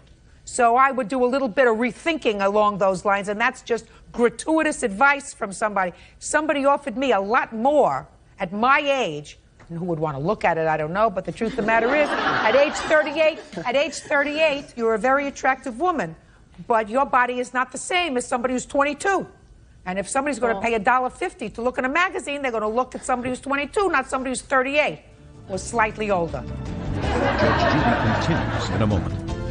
I wouldn't have went out and bought that expensive of a car if I wouldn't have thought that she was going to give me the money. I'm not retarded, you know? Oh. Real cases, real people. Judge Judy. Michael Hubbard says his mother, Samantha Votava, promised to give him $1,000 so he could purchase a car. Michael says she came up a little short. Mr. Hubbard, I'm not exactly sure what she said. She probably said to you, I'm going to try to send you $100 a month. Yeah, she did. I believe that she said that to you. Okay. I'm going to try to send, put your hand down. I'm going to try to send you $100 a month. I believe she said that. That is not a promise to pay you $100 a month, sir. She did promise. She even told her. She didn't just tell me, she told my stepmom too. And I wouldn't have went out and bought that expensive of a car if I wouldn't have thought that she was going to give me the money. I'm not retarded, you know? Oh. That's a matter of opinion. I don't believe that she said to you, I am going to give you $100 a month. She said she did. She did. She did. Go ahead. She said, Step up. Last name is? Hubbard. All I'm a right. stepmother. You're a stepmother. Yes. Go ahead. The day of the car accident, I called her to let her know that he was in a car accident. And she said, she was hysterical, and she said, I will pay him $1,000. She kept saying over and over, I'm going to get this done, I'm going to send him the money. She said something like $200 a month that she was going to be sending him. You say 200, he says 100. No, she sends a month. She got a little confused. She told me 200 a month, and then she would call because I speak to her more often than they speak. So she said she started off with 200 a month, and then 1,000, and then it just all disappeared after she wanted to pursue other things. You want me to sit down? Your Honor, she did. She gave me that $200. She gave me the $200 as a down payment, and then she gave me $50 and told me, she said, you should probably put it towards your car. You don't belong here suing your mother, sir. You don't understand. We talked, and she said, I'm going to give you $1,200. You don't belong here suing your mother, sir. I'm going to explain a little contract law to you. Ordinarily, there has to be in a contract some consideration. So if somebody says, I'm going to give you $1,000, there has to be a consideration for it in exchange for you doing something, in exchange for you naming the car. What's your first name? Samantha. The Samantha. I'm going to give you $1,000. Okay. In this instance, there was no consideration. She merely said to you, according to you, I'm going to give you this money. Right. A valid contract has not been created unless it was in writing, and this wasn't in writing. Is that right? Right. It wasn't in writing. It wasn't. Okay. Just, I'm educating you. Yes, Let me try to educate you for a moment, because maybe you learned something. In this case, if I believe that she said to you, I am going to give you $1,000, and you acted on that by going out and purchasing a car to your detriment, which means you did something that was putting yourself in a financial bind, based upon her promise, that is an exception to the rule so that the courts can enforce that. Do you understand that, Bird? Yes. Yeah. So, you could still be held responsible, if I believe that. But what I believe is your mom said to you, I'm going to try to give you $50, $100, $200 a month towards the car. And you were hopeful that she was going to do that. And in reliance on that, you went out and bought the car of your dreams, which was what, sir? 95 Nissan 200SX. That's not that expensive of a car. It was used, it was a private owner. So No, but you could have bought a Saturn. I could have bought a Saturn. A 1995 Saturn Your for a lot Honor. less, right? Right, but she said that she's going to give me $1,200. Your Honor. Excuse me, Your Honor. What? As a matter of fact, I had a 92 Saturn when he was wanting me to give him, this money. Now, this gentleman is who? This is my husband. Okay, he's dying to say something. Now I'm going to let him speak. Now stand up, sir. Now, how long have you been married? 2 years. What do you do for a living? I'm a manufacturing engineer. What I wanted to say was that my stepson, using poor judgment, bought a car. When he bought the car, he didn't put full coverage on it. So when he got in the wreck, my wife was beside herself. She came to me and asked me, can we send him what we can? And I said, yes, we can send him what we can, but no more, because we're on a tight budget. We got 2 more kids. So his poor judgment in not insuring his car to its fullest extent. Now, it was a mistaken judgment, and he totaled the car, and the best thing that came out of it, he was unharmed. And I also, Your Honor, I had told him in the very beginning to make sure that he had full coverage on the first car, because usually kids wreck their first car. Your Honor, I couldn't afford full coverage. That's like we're not going to make a big first wedding.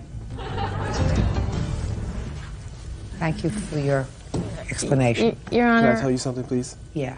Okay, his story is not completely true, because actually, I didn't buy my first car. My dad bought me my first car. So you should have had insurance on it, is what I he's did have saying. But insurance. it's really not important. The important thing is whether I believe that she made a statement, and that statement was, I am going to give you 50, 100, 200, a specific amount, and in reliance upon that, you went out and purchased this car. I believe that what your mother said to you was, I'm going to help you. I'm going to send you $200 now, give you another $50 for your birthday, and I'm going to try to send you what I can every month. She told listen to me. That's what I find. That's my job. My job is to try to figure out what is logical. Right. I'm just trying to. Right. They keep And saying that. it also is very distressing to me that a child knows that. I don't think your mother probably has a whole bunch of money. Is that right? Well, she bought 2 brand new cars. I They don't keep think saying that they that- had, like, listen to me, sir. financial I work. problems. I They just work got hard. tattoos. She just got tattoos like the other day. They say they have Listen no to money. me. That's not your business. It's not my business. But You're they keep 19 years telling me- old. It's not your business. All that is your business is, and one thing that you said to me that I can relate to is that I think you are angry with your mother because of some career choices that she's making that I certainly hope she rethinks. In any event, your lawsuit's dismissed. That's all. Parties are excused. You may step out. That's embarrassing if your mom's like on page 56 in Playboy. I should be able to do whatever I want to do. It really bothers me. I think it's just going to be something he has to accept, and I hope that he'll still continue. And now the next case. All parties in the matter of Riggs versus Unger. Step forward. Daycare provider Amanda Riggs is suing former client Sue Unger for vet bills and daycare fees. Amanda claims Sue abruptly pulled her son out of daycare after he broke her Pomeranian's leg. Miss Riggs, you provided daycare for Miss Unger's son. How old was your son? When 4. And how long did she provide daycare for him? About 1.5 years. No problems? No. And then something happened. Something happened with a puppy that you had. And you want Miss Unger to be responsible for 1/3 of the vet bills because Miss Unger's son, who is 4, and another one of your charges, who's 4, injured your puppy? Yes, ma'am. And you believe it's their responsibility to pay for the vet bills? Only because the boys were breaking a rule. If it had been an accident... You're going to tell me about it. Okay. Miss Riggs. What kind of puppy did you have? She's a Pomeranian puppy. How old? She's about 4 months old. And when did this happen? September 14th. How many children were you watching that day? 3. How old? 2 were 4 and 1 was 2. Your son's name? JT. And the other 4-year-old? Max. Was it JT and Max who were involved with this accident? Yes, ma'am. So tell me what happened. On September 14th, the older kids were able to play with the puppy and they were running around in the yard, and the dog was having a great time with the older kids. The younger kids asked me if they could play with her. The younger kids, you mean JT and Max, the 2 4-year-olds? Yes, ma'am. And I said yes.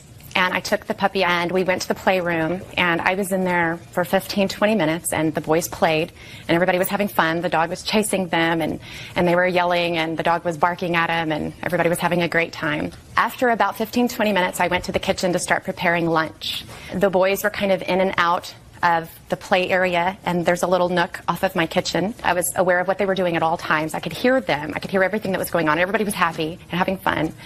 As I'm in the kitchen, my daughter comes out of my bedroom. She'd been watching Barney, and I went in there to turn the TV and the VCR off. And while I'm in the room, I all of a sudden heard the dog screaming, and the boys are silent.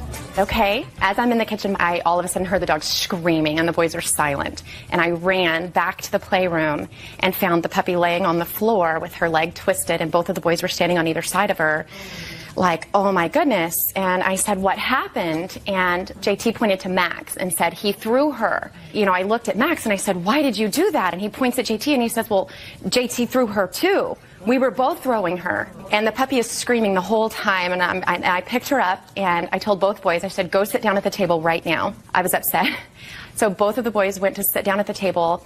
I immediately got on the phone with Max's mother. She works 5 minutes away from my house. I said, please come sit with the boys. I think that they broke her leg. She runs straight over. At that time, I had lunch on the table. Her son is also enrolled in my program. How old is he? He is 9 years old. Go ahead. So the other mom shows up, and the kids were eating. My daughter was finished at that time, so I put her in the bed for nap time, and I took the dog to the veterinarian's office. Now, your daughter is how old? She's 2. She's a 2-year-old? Yes. So you want Miss Unger to pay for a third of the vet bills? That she agreed to. Did you? That's not exactly true. She had called me 2 hours after the incident. It was 2 o'clock, and she had already gone to the vet and left my child unattended with the other parent without notifying me, and told me that there had been an issue with my son, basically what she told you. And I was so emotional and upset of what was going on. I was in tears after the phone call, and I had told her, you know, at that point I was confused. And whatever you said at that point, I'll pay for. Well, I felt that at that point I was responsible because I didn't know the whole story, and I did, you know, I felt. Okay. Miss Riggs, puppy's okay? She is. Is this a witness? Does she have anything to add to this case? No, ma'am. Not other than a character witness. Okay. And Miss Unger ultimately removed her child from school, and you also, in addition to the vet bills, you want her to pay for the 30 days that she didn't give you 30-day notice. Yes, ma'am. When I got back from the vet's office, I called her to tell her what happened, and I told her the entire story. So she shows up early that day at 4 o'clock to pick up JT, and she asked for his blanket and pillow. And I said, okay, is he coming back? And she said no, she could barely speak. And I said, well, why not? Can you tell me why? And she says, well, you know, I can't pay for this. This is my grocery money. I never said that. You did. Well, whatever. But you had not had a problem with her, Miss Riggs, for the year and a half that her son was in your care. So clearly her decision to remove the child that day was precipitated by this incident, because that's not coincidental. So I have to make a judgment as to whose responsibility it is and whose fault it is. You know who I think? You. Really? Your Honor. Shh. Does it sound as if you're not having a fair shake here? No. You have a 2-year-old daughter. Yes, ma'am. Let's say you were in the kitchen cooking lunch and your 2-year-old daughter was in the crib. You just put her down for a nap. And the boys were playing in another room. And all of a sudden you hear your 2-year-old daughter screaming. And you go inside and the boys had gotten into the crib and it hurt her. Twisted her arm. You took her to the emergency room. You had an emergency room bill of $900. Fortunately, she's okay. Whose responsibility do you think it was? Not theirs. She has an agreement with me. Not the parents. Your responsibility when you are a daycare provider is to ensure that while these children are in your care, they are supervised. And if they do anything while they are in your care, that's your responsibility. Yes, ma'am. Once you assume the responsibility for caring for toddlers, and if the toddlers are acting like toddlers, they're 4. That's a toddler. Okay. They're not in school. They're in daycare. They're not old enough to be in kindergarten. So if you elected to allow them in an unsupervised way, see, I've had small puppies too, and I have grandchildren. I wouldn't let my grandchildren around my puppy for nothing. And they're kind, gentle children. But they don't understand that if you pick something up and you squeeze it too tight and the bones are very fragile, they can be hurt. They don't have a capacity to understand that. That's your responsibility, Miss Riggs. I think that it was an unfortunate circumstance, but certainly if I had a 4-month-old puppy and 2 4-year-olds and I was going inside to fix dinner, lunch, or whatever, that puppy would have come with me and gone right back into its crate and said, boys, you can come in, you can play with it in its crate. But when I'm not here, and you're running around 2 4-year-olds and you have a little tiny 4-month-old Pomeranian puppy that can get stepped on and crushed, I wouldn't have left it in the unsupervised control of 2 4-year-olds. Your case is dismissed. That's all. Step out. Unfortunately, it didn't go my way. That's the way it goes. I think it was fair. Sue Unger had a signed agreement saying she would be financially responsible for damages done by her child. I wouldn't have wished harm on the animal. She also agreed to pay for the damage. A caregiver must be physically present when the kids are interacting with animals. She put a stop payment on her check. Lack of supervision in that instance, which was against the regulations of the state, I mean, was enough to hit the stop payment on the check. You know, JT's a great guy, and I wish him the best. We're going to an actual preschool daycare. The kids will not. Clark Garl is suing customer Tim Nesh for skipping out on the bill from a bachelor party. Tim says his party fled the club after a fight broke out. Order. All rise. Now, it's case number 522 on the calendar in the matter of Garl versus Nesh. Thank you. You're welcome, Judge. Parties have been sworn in. You may be seated. Folks, have a seat, huh? Mr. Garl, you own some sort of a club establishment, and the defendant made a bachelor party there. According to your complaint, he still owes you several $1,000s for his bar tab. Yes. The defendant says that he paid you $900. I believe that's what you... He charged it, but we're disputing it. Did you pay him $900? He charged it without our consent, but we're disputing it, ma'am. You owe him money. No. Yeah, sure you do. Hey, did you go there? Yes. How many people went there in your party? About 30. So you expect to go there and drink for nothing? No, but I expect... Okay. So then you owe him some money. No. Mr. Nash, Yes. let me explain something to you, sir. At the end of this case, there is going to be a judgment in favor of the plaintiff for a certain amount of money. I don't know how I'm going to be able to reconstruct exactly what you owe him, but you had a bachelor party there, you drank his liquor, you used his establishment, and you are going to pay him. You do understand that? Not all 30 people drink, though. Mr. Nash, I'm going to tell you something, sir. Yes, sir. At my age, I know enough about bachelor parties that everybody had something to drink. Everybody. Maybe some water. Well, he's entitled to be paid for water that somebody drinks at his club. Okay. Now, you had 30 people at this bachelor party. What were the financial arrangements, Mr. Garl, with regard to the per-person charge, exclusive of alcohol? The party was set up for January 13th with Christina and Tim. Christina, stand up. Christina is my event coordinator for... Okay, event coordinator Christina, who has a last name which is? Perez. How much were you charging per person to come into the club? $10. So that's $300 if he had 30 people. Correct. Now, did you ask for a guest list? Yes, I did. When did you ask for a guest list? At the time that we arranged the party. And what did Mr. Nesh say? That he wouldn't be providing a guest list because he wasn't sure how many guests he would be bringing to the club on January 13th at the bachelor party. Well, how did you expect Mr. Nesh to figure out how many people were going to be charged for the $10 entrance fee? We did a head count on the way in. And how many were there? 30. You have a list of those 30? I don't know. How many were there? Over 40. There was more like 55. That's because they're letting people in on their own. So. Just a second. At 40, we quit counting. If he acknowledges 30, there were at least 40. Okay. Wow. Shh. You may not lose this whole thing, Mr. Nash, but don't start on the wrong side with me, sir. Okay. When you use somebody's business, you have to be prepared to pay for it. It should also protect you as well. I mean, they should let people in with knives. Mr. Nash? Go ahead. If you choose to have a bachelor party with 40 people, sometimes things get out of hand. Was this the only place you were going that evening? Yes. And you started out there? Yes. What time? About 10:30, 11. What time did they get to your place? 11:30. What time did they leave? Their party started a ruckus about, it was about 1:40. And what was the financial arrangement with regard to the booze? They wanted to be VIPs, come in, and they were going to take care of everything at the end of the night. Do you have a contract with them? Yes, we do. I'd like to see it, please. What do you do for a living, Mr. Nash? I own a car audio business. So you're a businessman. Yes, ma'am.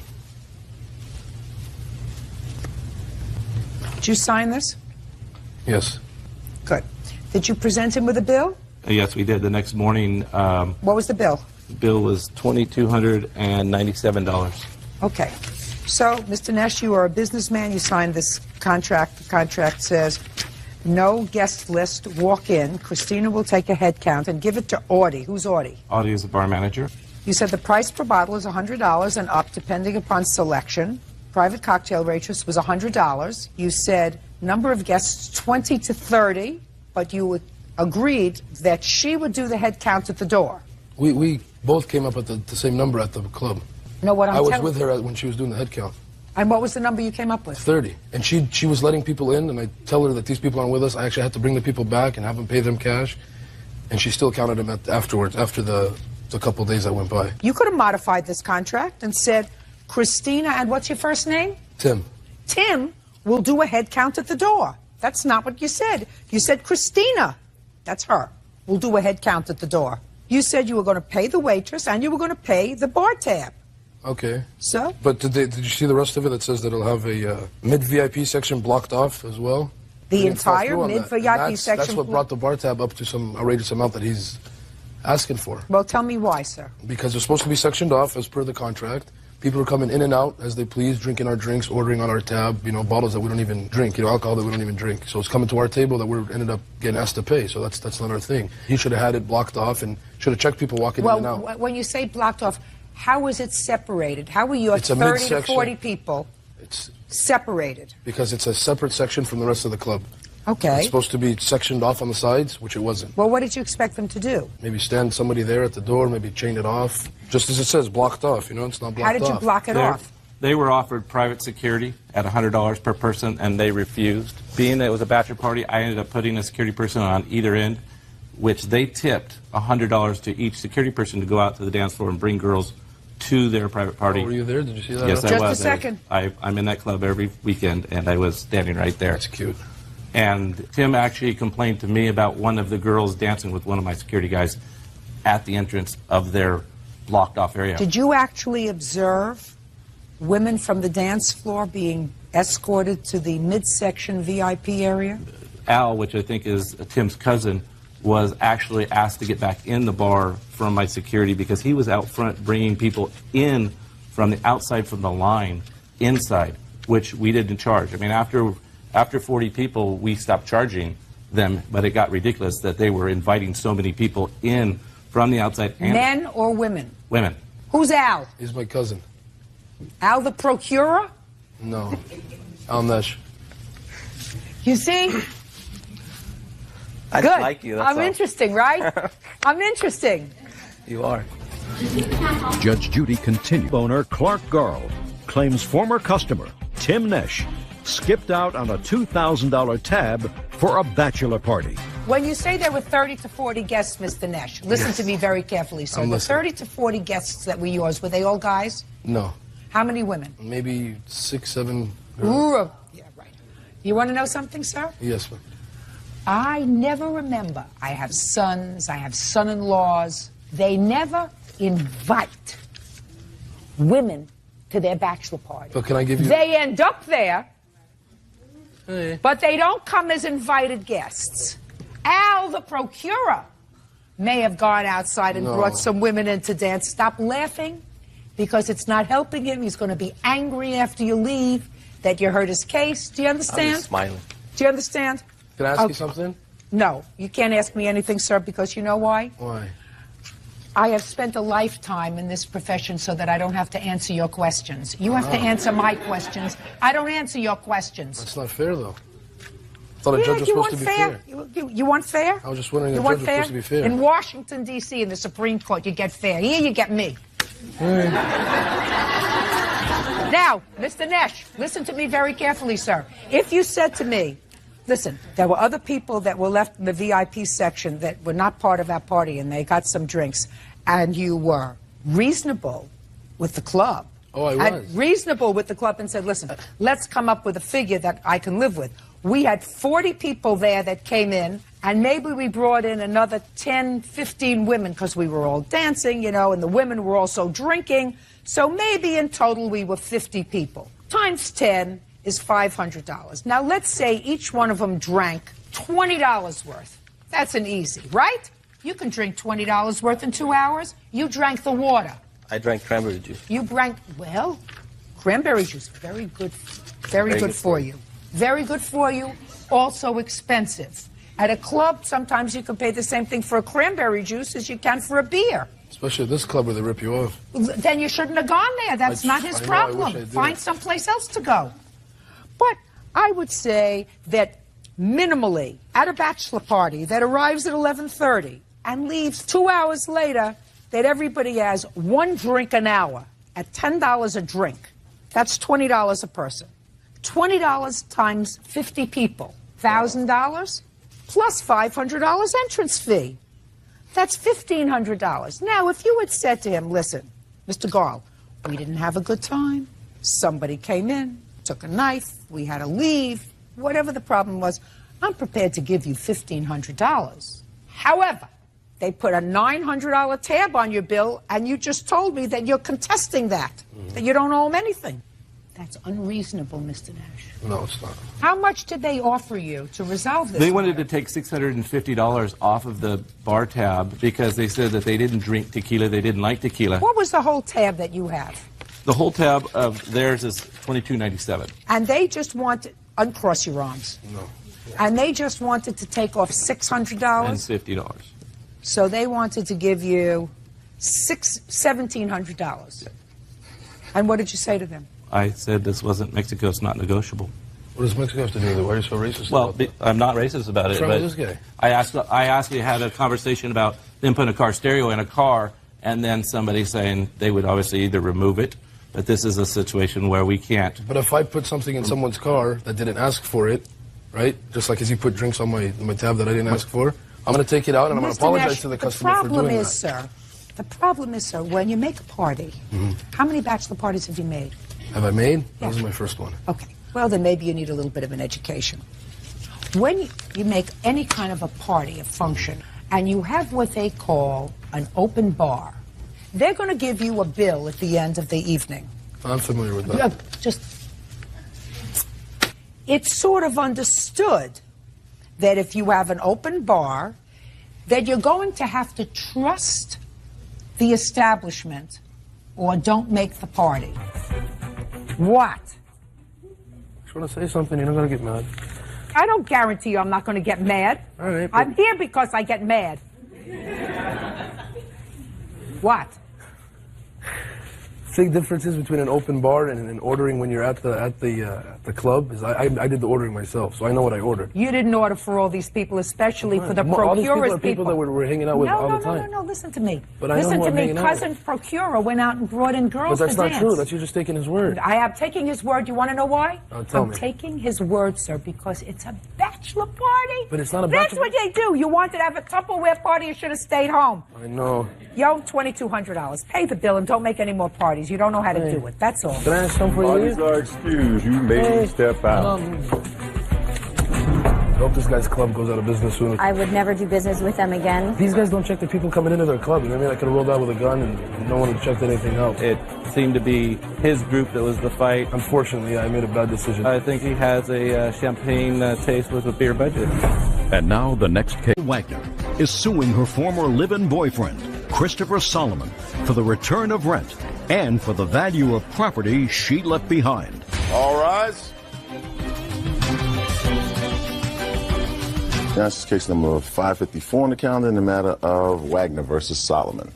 Parties have been You're welcome, Judge. Parties have been sworn in, Your Honor. May be seated. Ma'am, have a seat, please. Miss Wagner, Mr. Solomon was your boyfriend for a while, and you lived together. He has 2 children? Yes, ma'am. You have One. And according to your complaint, Mr. Solomon asked you to move out of the house. There was a problem. You did move out of the house, and you claim that Mr. Solomon kept some of your stuff, refused to give it back to you, ruined some of your stuff when he put it out in the rain, and then caused your car to be towed from his place of business and you can't get it out unless you have thousands of dollars. Mr. Solomon says that he gave you ample opportunity to retrieve your stuff. He said that the car that you left in the parking lot of his business wasn't running. You should have moved it because he had to have it towed. It was in the parking lot. That's your problem. You didn't take responsibility for your own things.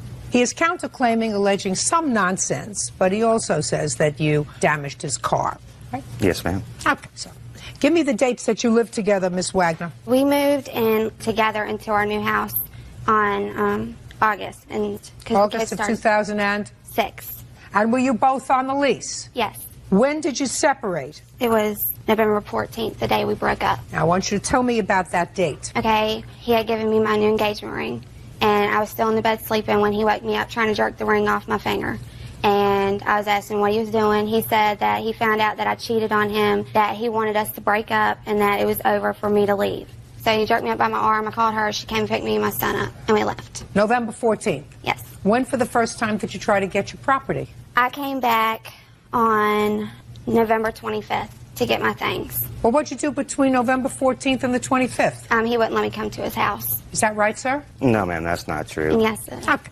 Let's get to the point where you believed she was not being faithful to your relationship. Yes, ma'am. That came to a head on November 14th. I said she needed to make a life choice. Either she wanted the lifestyle where she was going to be out all night long, or the family lifestyle that we had set up. I have 2 children. I raise on my own. Gotcha.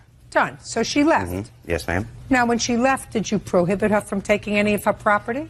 No. Now, That's a hesitant no. She came and went as she pleased for the first month after that. She would come and do laundry at the house. She would come and get just a few clothes and leave everything else until I had to call the police. Mr. Solomon? Because at first I allowed it. I allowed her time to find a place to get her things to take to. You mean between November 14th and November 25th? It went on long past that, yes. She was coming back and forth to the house? Yes, ma'am. Miss Wagner, let me tell you this. I believe him. I want you to understand that my job is to be able to tell if somebody is pulling my leg or not. I believe that after you left on November 14th, you went back and forth to the house freely. Do you understand? Okay. So if you're to tell me that that's not true, I'm not going to believe you. Okay, Do you well, understand? I have proof of this. You have just a On second. November You have proof that you never went back to the house with his permission after November 14th? Can I tell you something? No. He I changed want the you. locks on me, I so want couldn't you get to in. pay careful attention to what I'm saying to you, madam. I can tell when somebody is not telling the truth. Between November 14th and November 25th, did you enter the house? Yes. How many times did you enter the house between November 4th? You see how easy this is getting? Right, I got you. I went in twice when he was there, and once when his babysitter was there. So you entered the house when he wasn't at home? Yes, one time. I don't care if it was one time or 10 times. Now, when he wasn't home, why didn't you get your stuff? I was, and his babysitter said if I didn't leave, she was going to call the cops because he doesn't want me there. So I left. And when I went back on the 25th, like he said I could, he called the cops on me and Ashley because I was getting all my things when I brought boxes and everything. And the cops said I had to leave. Was there a time, I've read his answer, that Mr. Solomon spoke to your aunt about you coming to the house to get your property? Yes. When was that? December 19th is when we all agreed to meet at the house. Yes. Not all agreed. When for the first time did you call Mrs. to tell her to at least accompany Miss Wagner to the house? I went to her place of employment and had a long conversation with her, and Miss agreed to be the go-between, and that she would be present at the time, and she would be there when she came to get her things. It wouldn't be an argument. And that happened December 19th? Is that when the arrangement was made? Somewhere close to that. Fine. Now what happened, Miss Wagner? Okay, I went over Look there. at me. I went over there on the 19th. With your aunt? No, she said she wasn't going to come. It was just going to be me that I needed to go down there. That was the arrangement. The arrangement that was made with Mr. Solomon and your aunt was she said she would accompany you. She didn't have enough time to do whatever she had to do, so she said that I needed to come by myself. So I did. I talked to Chris, and he was there. We talked. I mean, we were fine. Well, if you were fine, why didn't you get your stuff? I was packing my things, and that's when he called the cops on me. He pulled out a gun and was like, I'm going to shoot anybody that comes up in this house to help you. And that's when I was like, let's just leave. It was me and Ashley. My son was there. He said everything would be fine, so I came. Wait, ma'am. Go ahead. When she came to the house, she came to get a few things. No, the that is argument not true. was that I thought you were coming to get everything, not just a few things. A pair of black pants is exactly what she was looking for, and that's all she was going to get and leave. At that point, I said, no, if you're not getting anything, you don't need to be here. You coming in and out of me and my children's life is doing nothing but hurting them more. They were attached to her. We had a family together. She's coming and going and doing nothing but dragging us on. So what you're saying, Mr. Solomon, is Miss Wagner wasn't coming to get all of her things on December 19th. She was coming to get a pair of slacks from the house. That is not true. Were you packing up your Yes, stuff? I was packing my stuff that day. And the cop told me... What were you packing? All my things. I was in the laundry room at the time packing up all the clothes in the bags, and I was packing up all the stuff, and when I walked back in the kitchen to go get more boxes, that's when he pulled the gun out and was like, anybody that comes in here, because I was on the phone saying, can you please come help me with the truck so I can get everything. And he was like, Who were you talking to on? Her boyfriend, Jamie. Why wasn't Jamie there with the truck? Why were you calling him? Because I needed somebody with a truck to come help me. Well, why weren't those arrangements made before, Miss Because Wagner? he said he was going to use his truck to help me move everything. We were still talking. Everything was fine. Go ahead.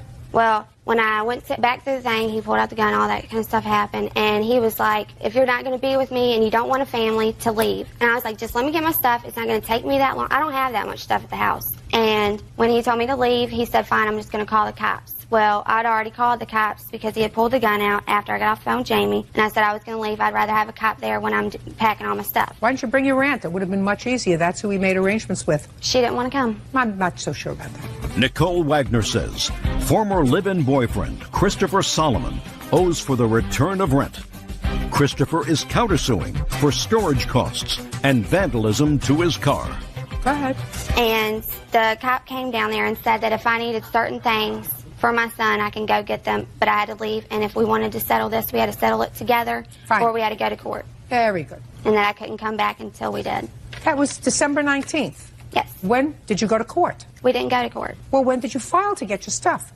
I never did. He Why said not? he was going to file to take me to court for leaving my stuff there. What?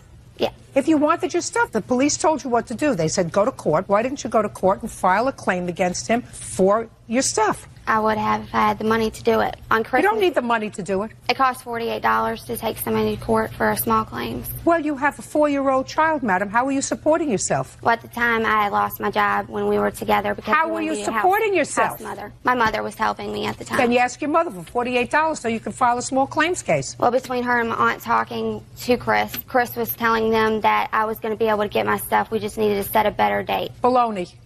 That's what was said. Baloney. But let's do me a favor. Could we get to the truck, please? When did you leave your truck at his place of business? When we were together, we had left it there. What month? I'm not sure. It broke down, I think, in August. And you just left it at the parking lot? Right. You left in November?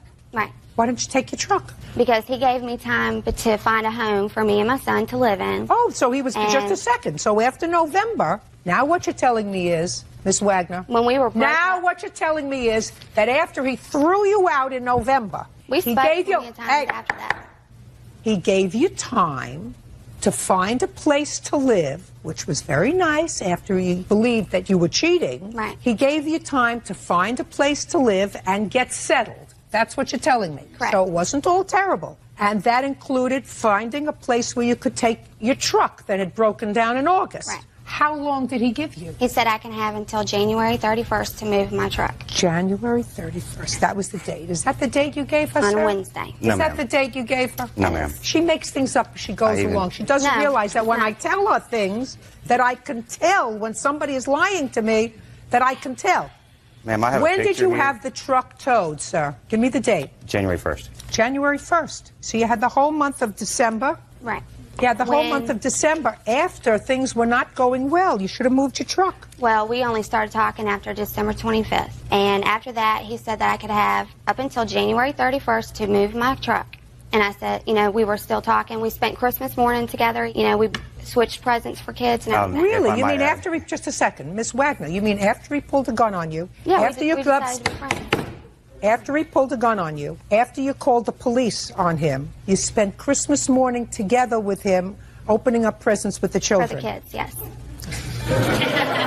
Mr. Solomon, the truck she takes care of by herself. You want the truck? You want to get it out of impound? Pay for it. You had ample opportunity to get your stuff. You didn't get your stuff. It's gone. It's over. You want to go into your counterclaim with me? Yes, ma'am. I'm timing you, Mr. Solomon. Yes, ma'am. On New Year's Eve, I started receiving some prank phone calls coming from private numbers, but easily recognized her voice after living together for so long. I said, you know, I'm older, I don't need this going on in my life, this drama. You know, if this is the way it's going to be, then you can come get your stuff now, and I'm going to start putting it outside. And when she came over thinking of putting some of her things outside, she raised a lot of cane, and after she left, they went outside, and there was a nice chunk out of the side of my car. Somebody evidently had run a key that was not there before into the side of my car. And can I say something on that? Yeah, sure. She's my witness when she came with me down there to get my things that he left out in the rain. And when he called me, it was like 4 o'clock in the morning. We were already at home in the bed, and I had to ask the lady downstairs to keep an eye on my son while I ran and got my things out of the rain. When we got down there, he was outside drunk. You woke somebody up? Yes. A neighbor downstairs, you woke somebody up 4 o'clock in the morning? You know, you probably... And we all lived together. You probably wouldn't know the truth if it came up right over here. Yeah, and I have text messages from his phone, too, right over here. If he likes no, I believe that he got disgusted that somebody was prank calling him. Judge Judy continues in a moment. And Noel Wagner says former live-in boyfriend Christopher Solomon owes for the return of rent. Christopher is countersuing for storage costs and vandalism to his car. Listen, get over it. You don't have proof that she did it. Could have been her, could have been the guy that she brought with her, it could have been somebody else. I understand. It's over. Yes, ma'am. It's over. Finished. Okay. It was a bad scene. Move on. You too. Goodbye. I have. Parties are excused. You may step out. He played house for a while. He wanted me to be a housewife. But after she remembered what the party life was like, And you like a soccer mom. she chose that lifestyle over that one, so. I wasn't ready for that, and I told him that. And now the next case. All parties in the matter of Benson Hopkinson versus Slintz. Step forward, please. 19-year-olds Whitney Benson and Dana Hopkinson are suing their former roommate, Derek Schlintz, for breaking their lease. Derek says the couple's actions forced him to move out. Who's Benson? I am.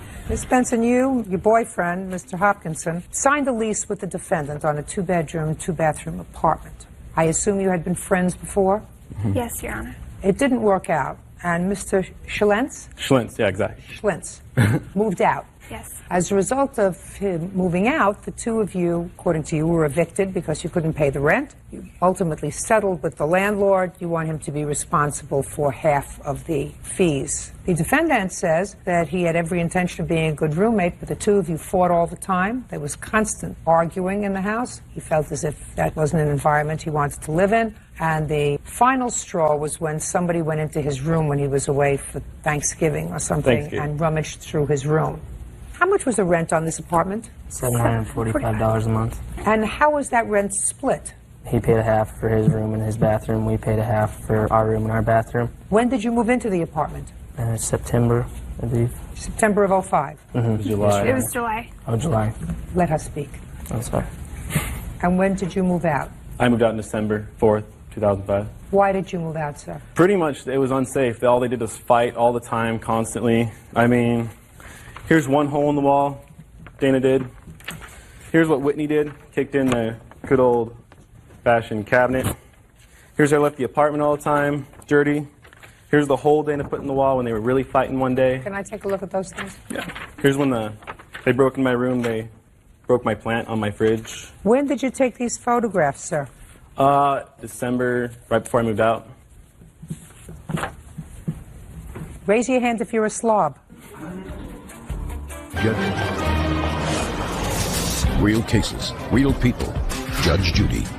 Whitney Benson and Dana Hopkinson say former roommate Derek Schlintz broke their apartment lease. Derek claims he moved out because of the plaintiff's constant fighting. Okay. Who put the holes in the wall? One of the holes was mine. I tested, yeah. Why did you put a hole in the wall, sir? We were arguing one night and... Who was arguing? Me and Whitney. I would get in the middle of it so Whitney Just a second. Oh, I would never get punched. Just a second. Just shh. Sorry. Did you make them aware of the fact? I mean, slobs are slobs. I assume that you're not so neat either, right? True. Did you ever make them aware of the fact that you were acutely distressed as a result of the domestic disputes that were going on in the house? No. Well, that's a problem that you have, sir. You have to make them aware of that and allow them an opportunity to correct it before you move out. That was fine and everything. That really didn't bother me as much. The fact that they broke into my room when I was on vacation. Well, tell me about really, that. Tell me about that. I put a lock on my door, and pretty much I came back and things were broken, things were moved. My bed had spilled soda on it. Did anybody go into his room when he was gone? I did. No. For what? To get plates and everything. We were cleaning up the apartment. And it was my own room and my own space, and that's what I paid for, and they weren't allowed in there. Well, did you tell them that you didn't want them to do that? Yeah, and that was the last straw. No. When did you tell them you didn't want them to do that? Go in my room. Yeah. After they broke in. Well, that's not good enough, sir. You have to grow up, too. I mean, the fact that the three of you decided to play house together is probably not a wise idea, but you have to grow up. You can't just say, I'm not happy here, and keep that to yourself, and not give your partners, because they were your partners, an opportunity to correct their behavior. You can't just sulk and call your mother and say, come pick me up, I want to go home. This is not a dorm room.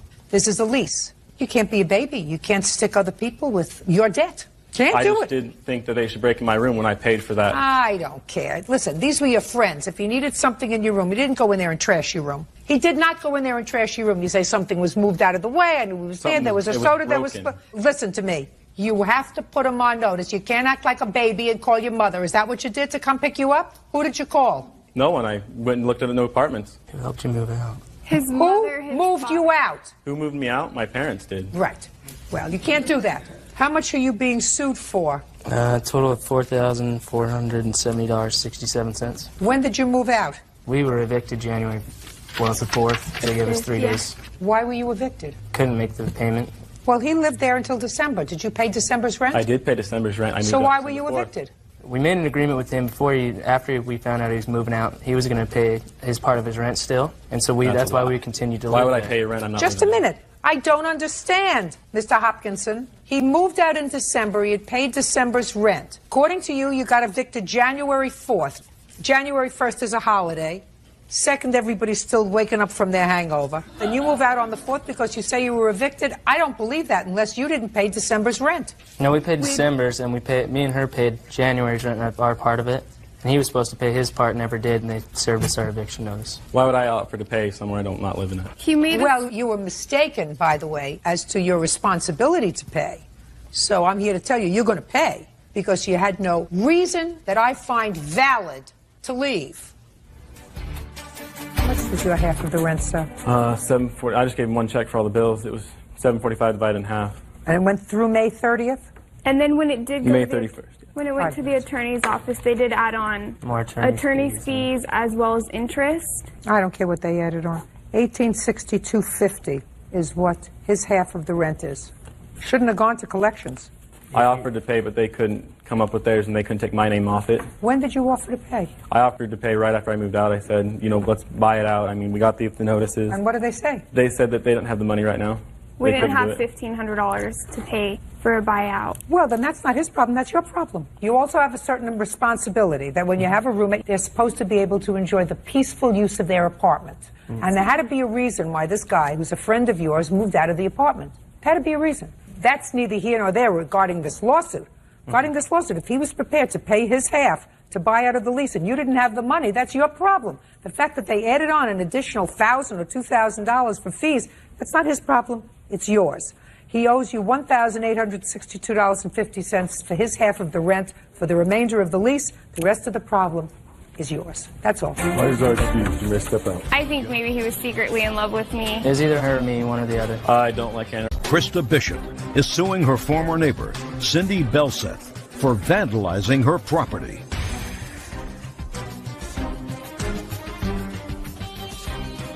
This is case number 379 on calendar in the matter of Bishop versus Belseth. Parties have been sworn in. You may be seated. No. Everybody have a seat except The them. children. The children. Bird, Yeah. find them a nice place outside, would you please? Certainly. I'm about to lose it. Ah, okay. Come this way, gentlemen. Let's go.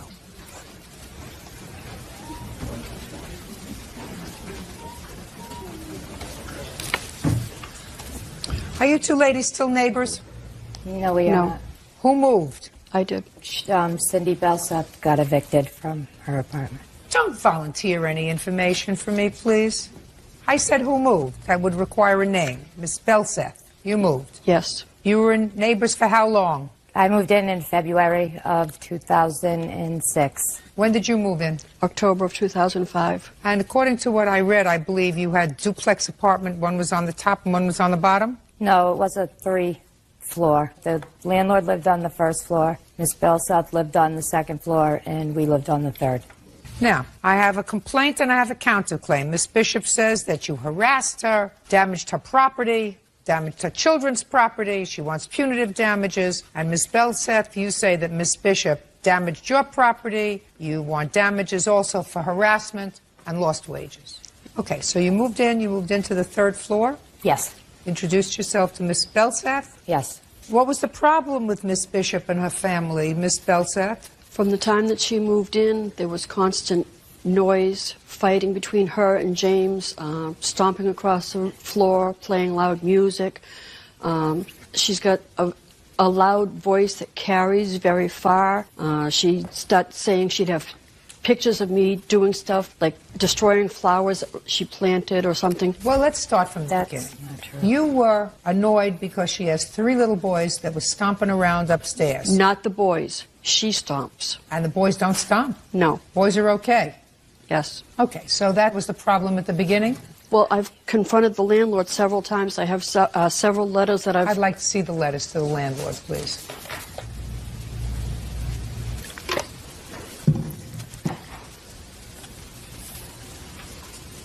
Miss Belseth, this letter you have dated December 18, 2005. Miss Bishop and her family didn't move in until February 2006. Does that one mention Krista and them, or is that on another issue I had? That there were mice in my apartment. I verbally told Charles when I first moved in, I thought there were mice in my apartment. Okay, so this has nothing to do with her. This is about mice. April 21st, 2006. You complained to the landlord about her and her children and their bikes. Then in June again you wrote to the landlord, my lease is coming up for renewal in October. I hope there are no surprises in store for me. Why would you think there are any surprises? Because of all the defamation of character that Krista was saying about me. Sounds to me as if you would want to move. All these complaints that you have, August, September, April, and again in September, October. It seemed to me you would want out of the apartment if you were having so much trouble. You had trouble before she moved in, too. The trouble before she moved in was with the fact that I thought there might be mice in the apartment. There were not. I got you, but you had trouble before she moved in, too. So the landlord wasn't happy with you before. All right. And your counterclaim is that she bleached all your clothes. She did. I have pictures of the clothes, by the way. About what? The clothes she claims that I bleached, which I did not do. It conveniently was on the same day that the trampoline was destroyed for good. My complaints were, on June 2nd, first, she called the police. We had left to go to the bank.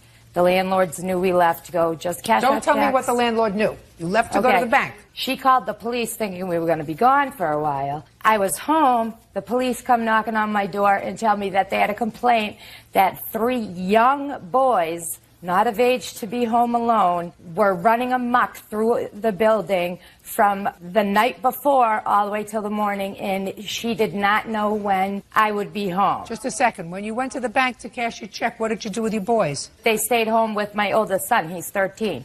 I have 13-year-old, 11, and 7. When was he 13? In October, sorry. And when did this happen? This happened in June, so he was 12 he was 12 at the time. Yeah. How do you know? He was 12. Can't be home alone. Can't be home alone with 2 young children. Oh, well, Keep the officer going. said Keep going. that it was okay, but Officer anyways. didn't say it was okay at all. My first complaint was with the bike. I came home one day from work, and my neighbor had told me that I had better go take a look at my kids' bikes because... Listen to me. Don't tell me what your neighbors told you. That's hearsay. Okay. I went into the shed to witness what I was told, that she had been throwing things around. Listen to me, Miss Bishop. You're not following me, madam. You can't get in the back door what you can't get in the front door.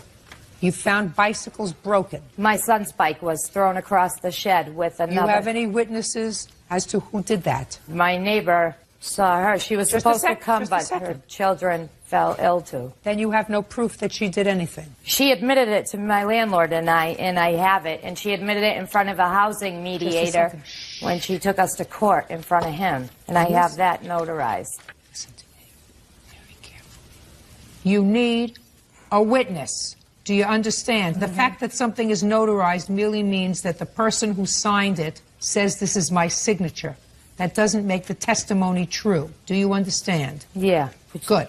So, do you have any proof that the defendant damaged the bicycle? Well, I have, all the children had designated spots for their bikes. Now, Ms. Bishop, answer my question. And I acknowledge for the purposes of this question, a bicycle was damaged. Right, it was thrown from its Listen to me carefully. For the purpose of this question, the bicycle was damaged. Do you have any eyewitness proof that the defendant did it? I have her property in my son's designated area, and I have his bike thrown across the shed. It's not proof. Next.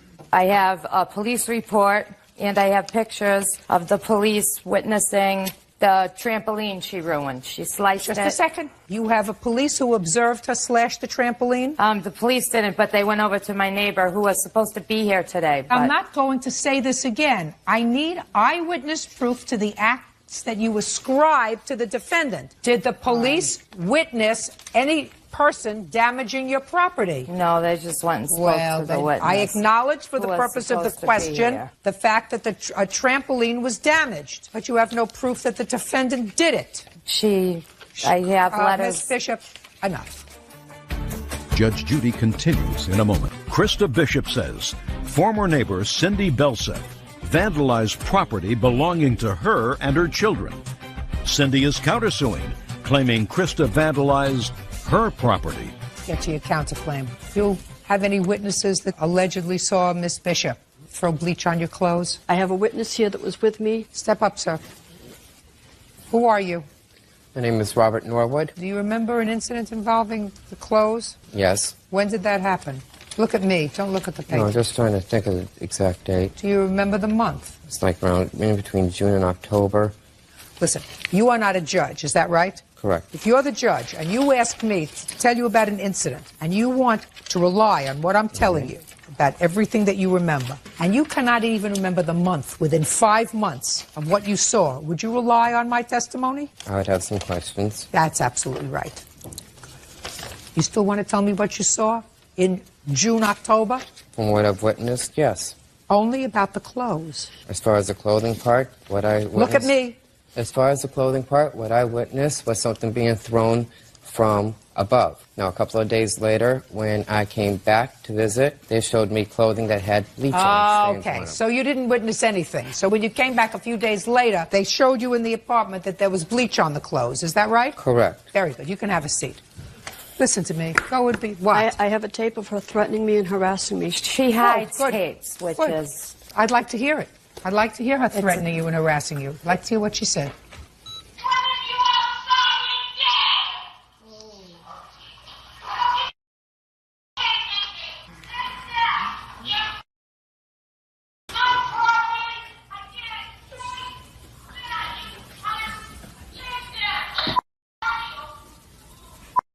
Oh, you are a foul lady, Miss Bishop. Well, you have a foul mouth, madam. Yeah, I do have a foul mouth. You do have a foul mouth. When my son's stuff was destroyed, I did have a foul mouth, Miss Bishop. I don't care whether your son's bicycle was destroyed or there was... But I never threatened her. I just asked her to come outside. You didn't ask her to come outside. Listen to me. Listen to me. Nasty. Nasty lady. Case is dismissed. That's all. Step out. Parties are excused. You may step out. In addition, you claim that they owe you the plane ticket because if you had not been terminated so abruptly, you would have had a plane ticket to come home from vacation. So that's your case. Ms. Adams says that there was certainly a contract, an oral contract, that provided that you would give them 30-day notice of your intention to leave, but there was no commensurate 30-day provision with regard to them, that they could fire you at will at any time. That's your defense. Correct.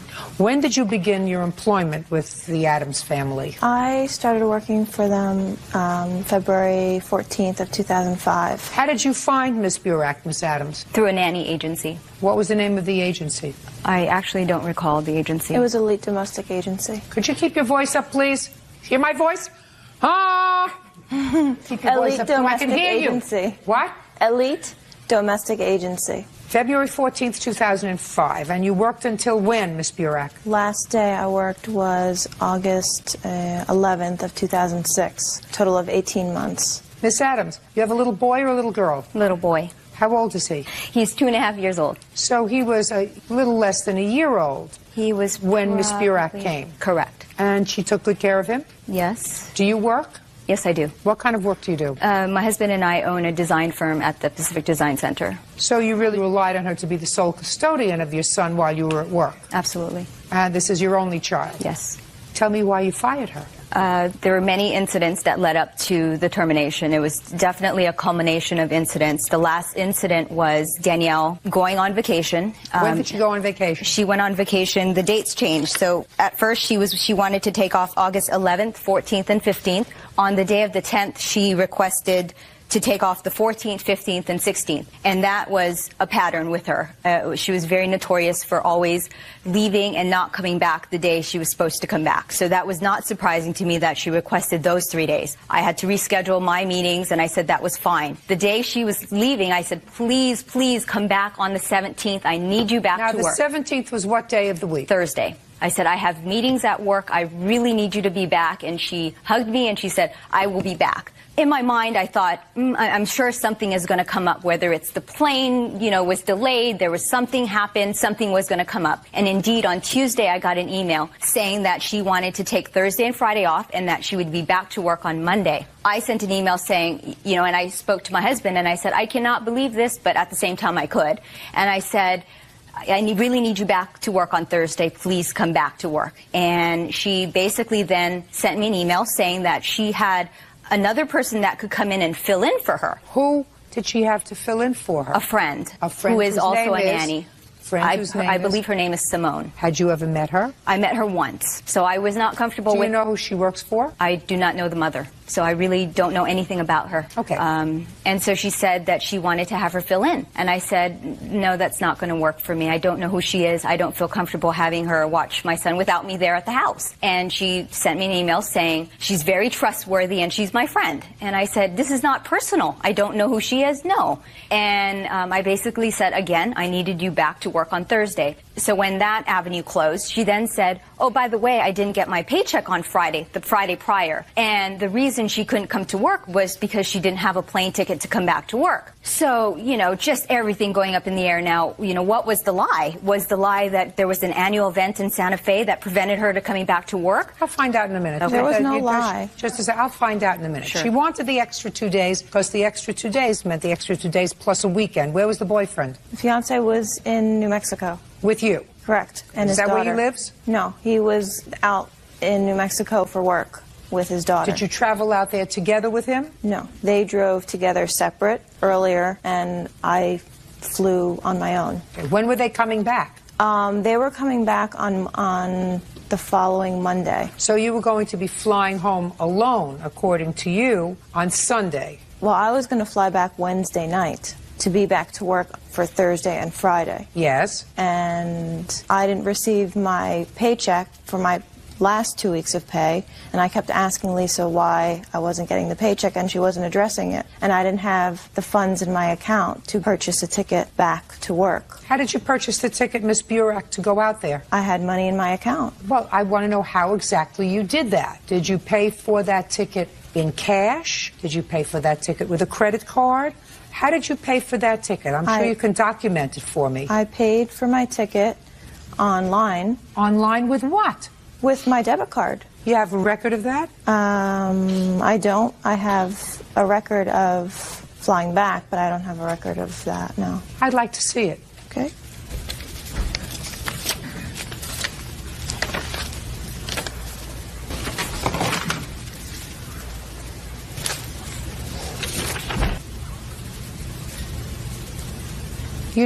Miss Burak, when you lie about one thing, your entire testimony becomes suspect, madam. The reason I asked to see this is because I didn't believe that the reason you didn't buy a return ticket was because you didn't have money in your account. And I didn't believe you when you said to me that I paid for it with a debit card because you're trying to think too hard. Now, it doesn't make sense for you to pay for one ticket going one way with a debit card and the other way with your MasterCard, which is how you paid for this ticket. So it didn't make any difference whether you had the paycheck in your account or not. You could have purchased a round-trip ticket at the same time you purchased a ticket going. You could have purchased it coming back. Because you didn't use a debit card, you used MasterCard. Well, the reason why I didn't book the flight back was because I didn't have enough money in my account. You told me that before. I didn't believe it when you told me for the first time. And now that you hand this thing to me, it clearly says that this ticket was purchased with a MasterCard, which doesn't require that you have the money in the bank at the time of the purchase. You just have to pay it when you get the bill. You follow me? I follow you. Good. So that's not why you didn't buy your ticket, because you didn't have money in the bank. So the story that you just told me about not buying the ticket on Wednesday is really not true. Well, it is true. No, it isn't. Then explain to me why it was purchased on MasterCard. Because my fiancé offered to pay for my ticket. He should have offered to pay for your ticket on Wednesday when you were due home. Well, I didn't feel comfortable asking him. I understand why you fired her. Judge Judy continues in a moment. That requires a yes or a no answer. They didn't pay me, yes. I would equally say. That's not my question, sir. Oh, sorry, this is my ballpark. Okay, my playground. And later today. If she felt that she needed the money before, she should have called the travel agent herself. She could have done this and she would have done that. And if she did this, she wouldn't have been in that. She had an agreement with you.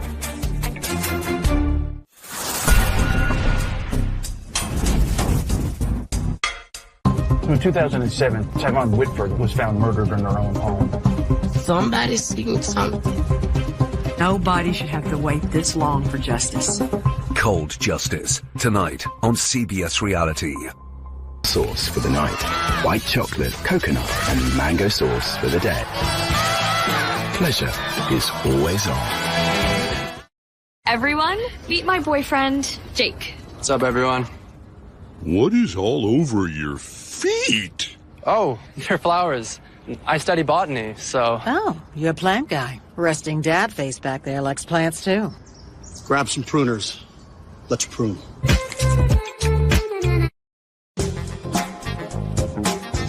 Are your old freestanding wardrobes a waste of space? We'll help you uncover up to twice the storage space of freestanding wardrobes. All Sharp's wardrobes are created to fit more in, maximizing every millimeter of space and tailoring the perfect storage solutions. Trust Sharp's to create beautifully organized space. Our half-price sale is now on. Book your free home design visit. Go to sharps.co.uk.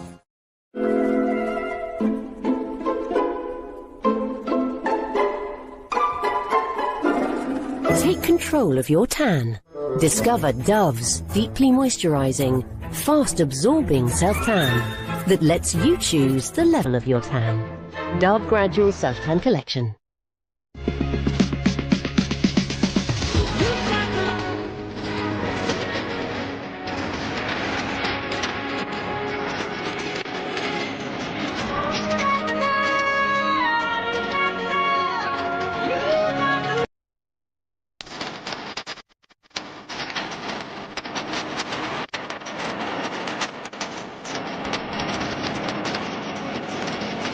There's more to love at Matalan.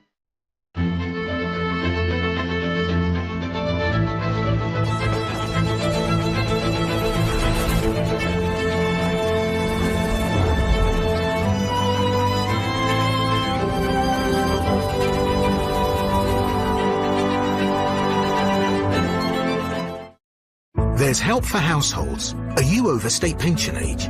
If your weekly income is below £182.60 or £278.70 if you live with a partner, you could be eligible for pension credit, even if you own your home or have savings. It's worth, on average, £3,500 a year, and you could get help with heating bills and more, plus up to £900 in cost of living payments. Search pension credit or call 0800 99 1234. Screwfix Easter deals are now on. Save £20 on this Titan self-propelled petrol lawnmower. And save £40 on this DeWalt T-Stack storage set. Get this Titan 140 bar pressure washer for under £80. And this Bosch screwdriver set is now half price. through Fix Easter deals. Shop on the app, online or in-store. Deals end 10th of April.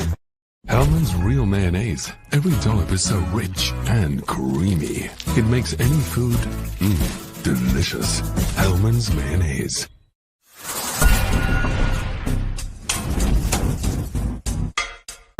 Motives may be powerful, but the truth lies in the facts. There was just too much evidence there. Medical Detectives, tonight on CBS Reality.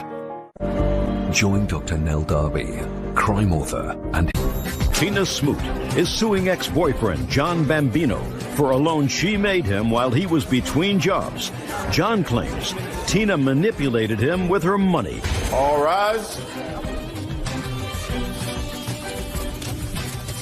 This is case number 515 on the calendar in the matter of Smoot versus Bambino. Parties have been sworn in. Judge, you may be seated. Ma'am, have a seat, please. Miss Smoot, you and the defendant were dating, according to your complaint, and you loaned him some money. Yes. Mr. Bambino acknowledges that you gave him money, but he said it was just that. It was a gift. There was no indication when you gave him this money that you expected repayment of the money. You were sort of helping him out at a time that he needed to be helped out financially. He's counterclaiming because he says that in a fit of rage, you damaged his car, his clothes, and he also believes that you harassed him. That's his counterclaim. So tell me when you met him. I met him in August of last year. And when did you lend him the money? In December of last year. Tell me about it. John had lost his job and he couldn't pay his rent. When did he lose the job? November. What kind of job did you have, Mr. Bambino? Car salesman, ma'am. How long had you had that job with that company? 7 months. Before that, where did you work? As a correction officer for the state of New Jersey. How long were you working there? 15 years. Go ahead. In December, I was coming into some money through a lawsuit, and I had extra money, and, you know, he asked me to lend him his rent money for the month of December, and that's what it was. I lent him the money. How much was it? It was $1,200. $1,200 for rent. Go ahead. And one bill is $452.07. What was that for? A home entertainment system. Who bought a home entertainment that system? I bought for him, that he was supposed to pay me back for. No. Miss Smoot, listen to me carefully. If somebody doesn't have money to pay his own rent, then you don't buy him a home entertainment center and expect him to pay you back. You're not a baby, right? Right, Your Honor. What else? Cable bill. $100. I have a check that he wrote, that I gave him a blank check to take to the doctors that has his name in the memo for $80. Did she give you a blank check to pay a doctor? Yes, ma'am. What else? A gas bill for $100 in December. $100 even? Well, it was, his gas bill is way more than that, but I only paid $100 on it. Go ahead. 2 checks for food, one for $87.40 and one for $42.71. Made out to whom? To Acme. Did you use those 2 checks? No, I wrote them. He doesn't know you for that. Okay. What else? That's it. Okay, Mr. Bambino. Ball is in your court, sir. Where are you working now? Chevrolet 73. So you're back to work? Yes, ma'am. Fine. So Ms. Smoot says that you said, if you pay my rent, as soon as I get a job, I'll pay you back. You say that's not true. Tell me what happened, Mr. Bambino. By the way, how old are you, sir? 43. Have you been married? Yes, ma'am. You have children? I have 2 daughters. How old are they? 17 and 24. When did you last live with them? I have custody of my younger. Actually, I've had custody of both since my divorce in '98. I have custody of my youngest now. So how are you supporting the children? My mother helps me out, but I mean, I just ran into a tough time between, like, let's say the Monday before Thanksgiving, and I started my new job January 5th. Right. So it was approximately 6 weeks. So what you're telling me is your mother helps you out. She helped me out in that particular time frame, yes, in the beginning of January. Go ahead, I'm listening. I met Tina, as she said, in the middle of August. We started the date. Would you try looking at me rather than keeping your eyes closed? It's disrespectful. I'm sorry. I met her in the middle of August at a club over in Philadelphia. Approximately 2 weeks later, she accused me of staring at a woman on the track. She told me to get in her Jeep. She started to give me a ride, which was the ride from hell. She just started driving down the interstate, doing approximately 70, 75 miles an hour, weaving in and out of traffic. But after that, you took money from her. No. Well, ma'am, Listen to me. After that, you took money from her, so I'm not interested in a ride. I didn't take money. Yes, you did. She gave me the money, ma'am. That's not what I said. I said you took money from her. Yes. After the ride from hell, which would have put me in a different county from somebody like that, you took money from her. Yes. Right. Did you think that the story you were going to tell me was going to make you a sympathetic character? Not at all. Good. Let's get to the money. Come on. Oh, well, after several pretty bizarre things that Tina pulled between September and December, I tried cutting off the relationship several times. Tina's texts me 15, 20 times a day, calls me, begs me to let her back into our relationship, start our relationship over. Is this your child? No, ma'am. She's a witness in this factor. Tina, I let back in approximately 7, 8 times between September 1st all the way up to the February 11th. She just constantly says I'm cheating on her. You want to know something? You want to tell the sad story? Go on Dr. Phil. Right. I want to know about the money. The money. Tina would manipulate things and try to get me to let her back in. And after 3 or 4 weeks of constant texting me every day and please begging me to let her come back and start the relationship over, I did it several times. Tina... Bambino, listen to me carefully. Get to the money. I am. In December, she may be desperate and she may find something about you attractive. Mr. Bambino, I do not. I know that. You are 43 years old. You look every day of it. I know. And then some. And Mr. Bambino, and then some.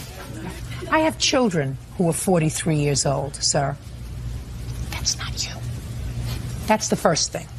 Second thing is, let's get to the money in December. Excuse me, you date him? No. Perfect. Get to the money. All right, I let Tina come back over in early December. She laid $1,200 on my couch and said, pay your bills with this. I don't care when you give it back to me, just pay your bills. She insisted. I did pay. I paid my rent with it, of course. The other things, utilities, she paid $100 for the heating bill. Mr. Bambino, how do you think Miss Smoot knew that you didn't pay your utility bills and that you didn't pay your rent? How do you think? By communicating By you with telling me. her. Mm-hmm. And it was that kind of casual conversation that inspired her to leave the $1,200 on the table for you? Yes, ma'am. Ah. And it was at that time that you were concerned about her bizarre behavior that she exhibited 6 or 7 times. Over that 6-month frame, yes. Now, you were a corrections officer for 15 years, sir. You knew that there were certain prisoners that were dangerous, sure. Right? Yes, ma'am. And when you were dealing with a dangerous prisoner, there were certain protocols. You made sure that you didn't put yourself in harm's way. That was your training, right? Absolutely. So here you're dealing with a lunatic, somebody who over the course of 6 or 7 months is doing crazy, bizarre things. So instead of cutting it off, you know where the courthouse is. So if you know if somebody is stalking you, somebody is annoying you, you go to the courthouse and you say, this person is stalking me, annoying me, I need a protective order. Instead, you had somebody stalking you, you took their money. No. You took their money. I didn't say loan, I didn't say gift, I said you took their money. Well, you did. You just told me that, Mr. Bambino. You told me she was stalking you, harassing you, doing all kinds of bizarre things, and she put $1,200 down on the table, and she paid your bills, and you took it. That's what you just told me. Judge Judy continued, claims ex-boyfriend John Bambino owes for a loan to help with his living expenses. John is countersuing for harassment and claims Tina intentionally damaged his property. Okay. Now, it is your claim, Mr. Bambino, your counterclaim, that the plaintiff damaged your property, harassed you, and damaged your clothing. You want to tell me when that happened and where? Yeah, first week in November, Tina was going to North Carolina for a wedding. And when did she give you the money, sir? December. On a sympathy scale, sir, of 1 to 10, this is about going to be a -5, because what you're going to tell me is that she, again, acted like a nut, but you took money from her the next month, right? Yes. Keep going. She told me she would let me borrow her Jeep. I dropped off my friend's automobile that I was using at the time, which was a female friend of mine for 18 years. Tina, in the process, went in the glove box and found out who the car belonged to. She took a pen and ripped the whole roof of the inside of the car, ripped the leather on the seats, took a soda and threw it all over my clothes in the back. That's the incident in November. Why did you do that, Tina? I didn't go to that extreme. What did you... Tina. What happened? Why did you do it? I didn't do that, Your Honor. Yes, you did. You did some of it. I called him and told him to bring my Jeep. What did you do to the stuff in the car? I poured soda on his clothes, that was all. You poured soda on his clothes. Is there a police report with regard to the damage to this friend's car? No, ma'am, but I have pictures. It's not your car. It's not my car. Did you fix the car? Not yet. Then you're not the person who can file this claim against Miss Smoot. That would be the car owner. Yes, ma'am. And as far as throwing soda on your clothes? So what? You owe her $1,480. You have to be a nice man, Mr. Bambino. I'm a very nice man. No, you're not. If she's a nut, you're not supposed to take advantage of people who are not balanced. If you actually believe that Miss Smoot is not balanced, then what you're supposed to do is not be a cad and take advantage of her financially. You're supposed to say, I don't want your money. I don't want it as a gift. I don't want it as a loan. I don't want you in my life. I don't want that at all because I don't think you're balanced. I think that you should take this money and use it well by going to see a doctor who will maybe give you some medication to help you feel better. Instead, what you did is you took advantage of her because you're not a nice person. Nice people don't take advantage of sick people. Judgment for the plaintiff in the amount of $1,480. Your counterclaim's dismissed. Goodbye.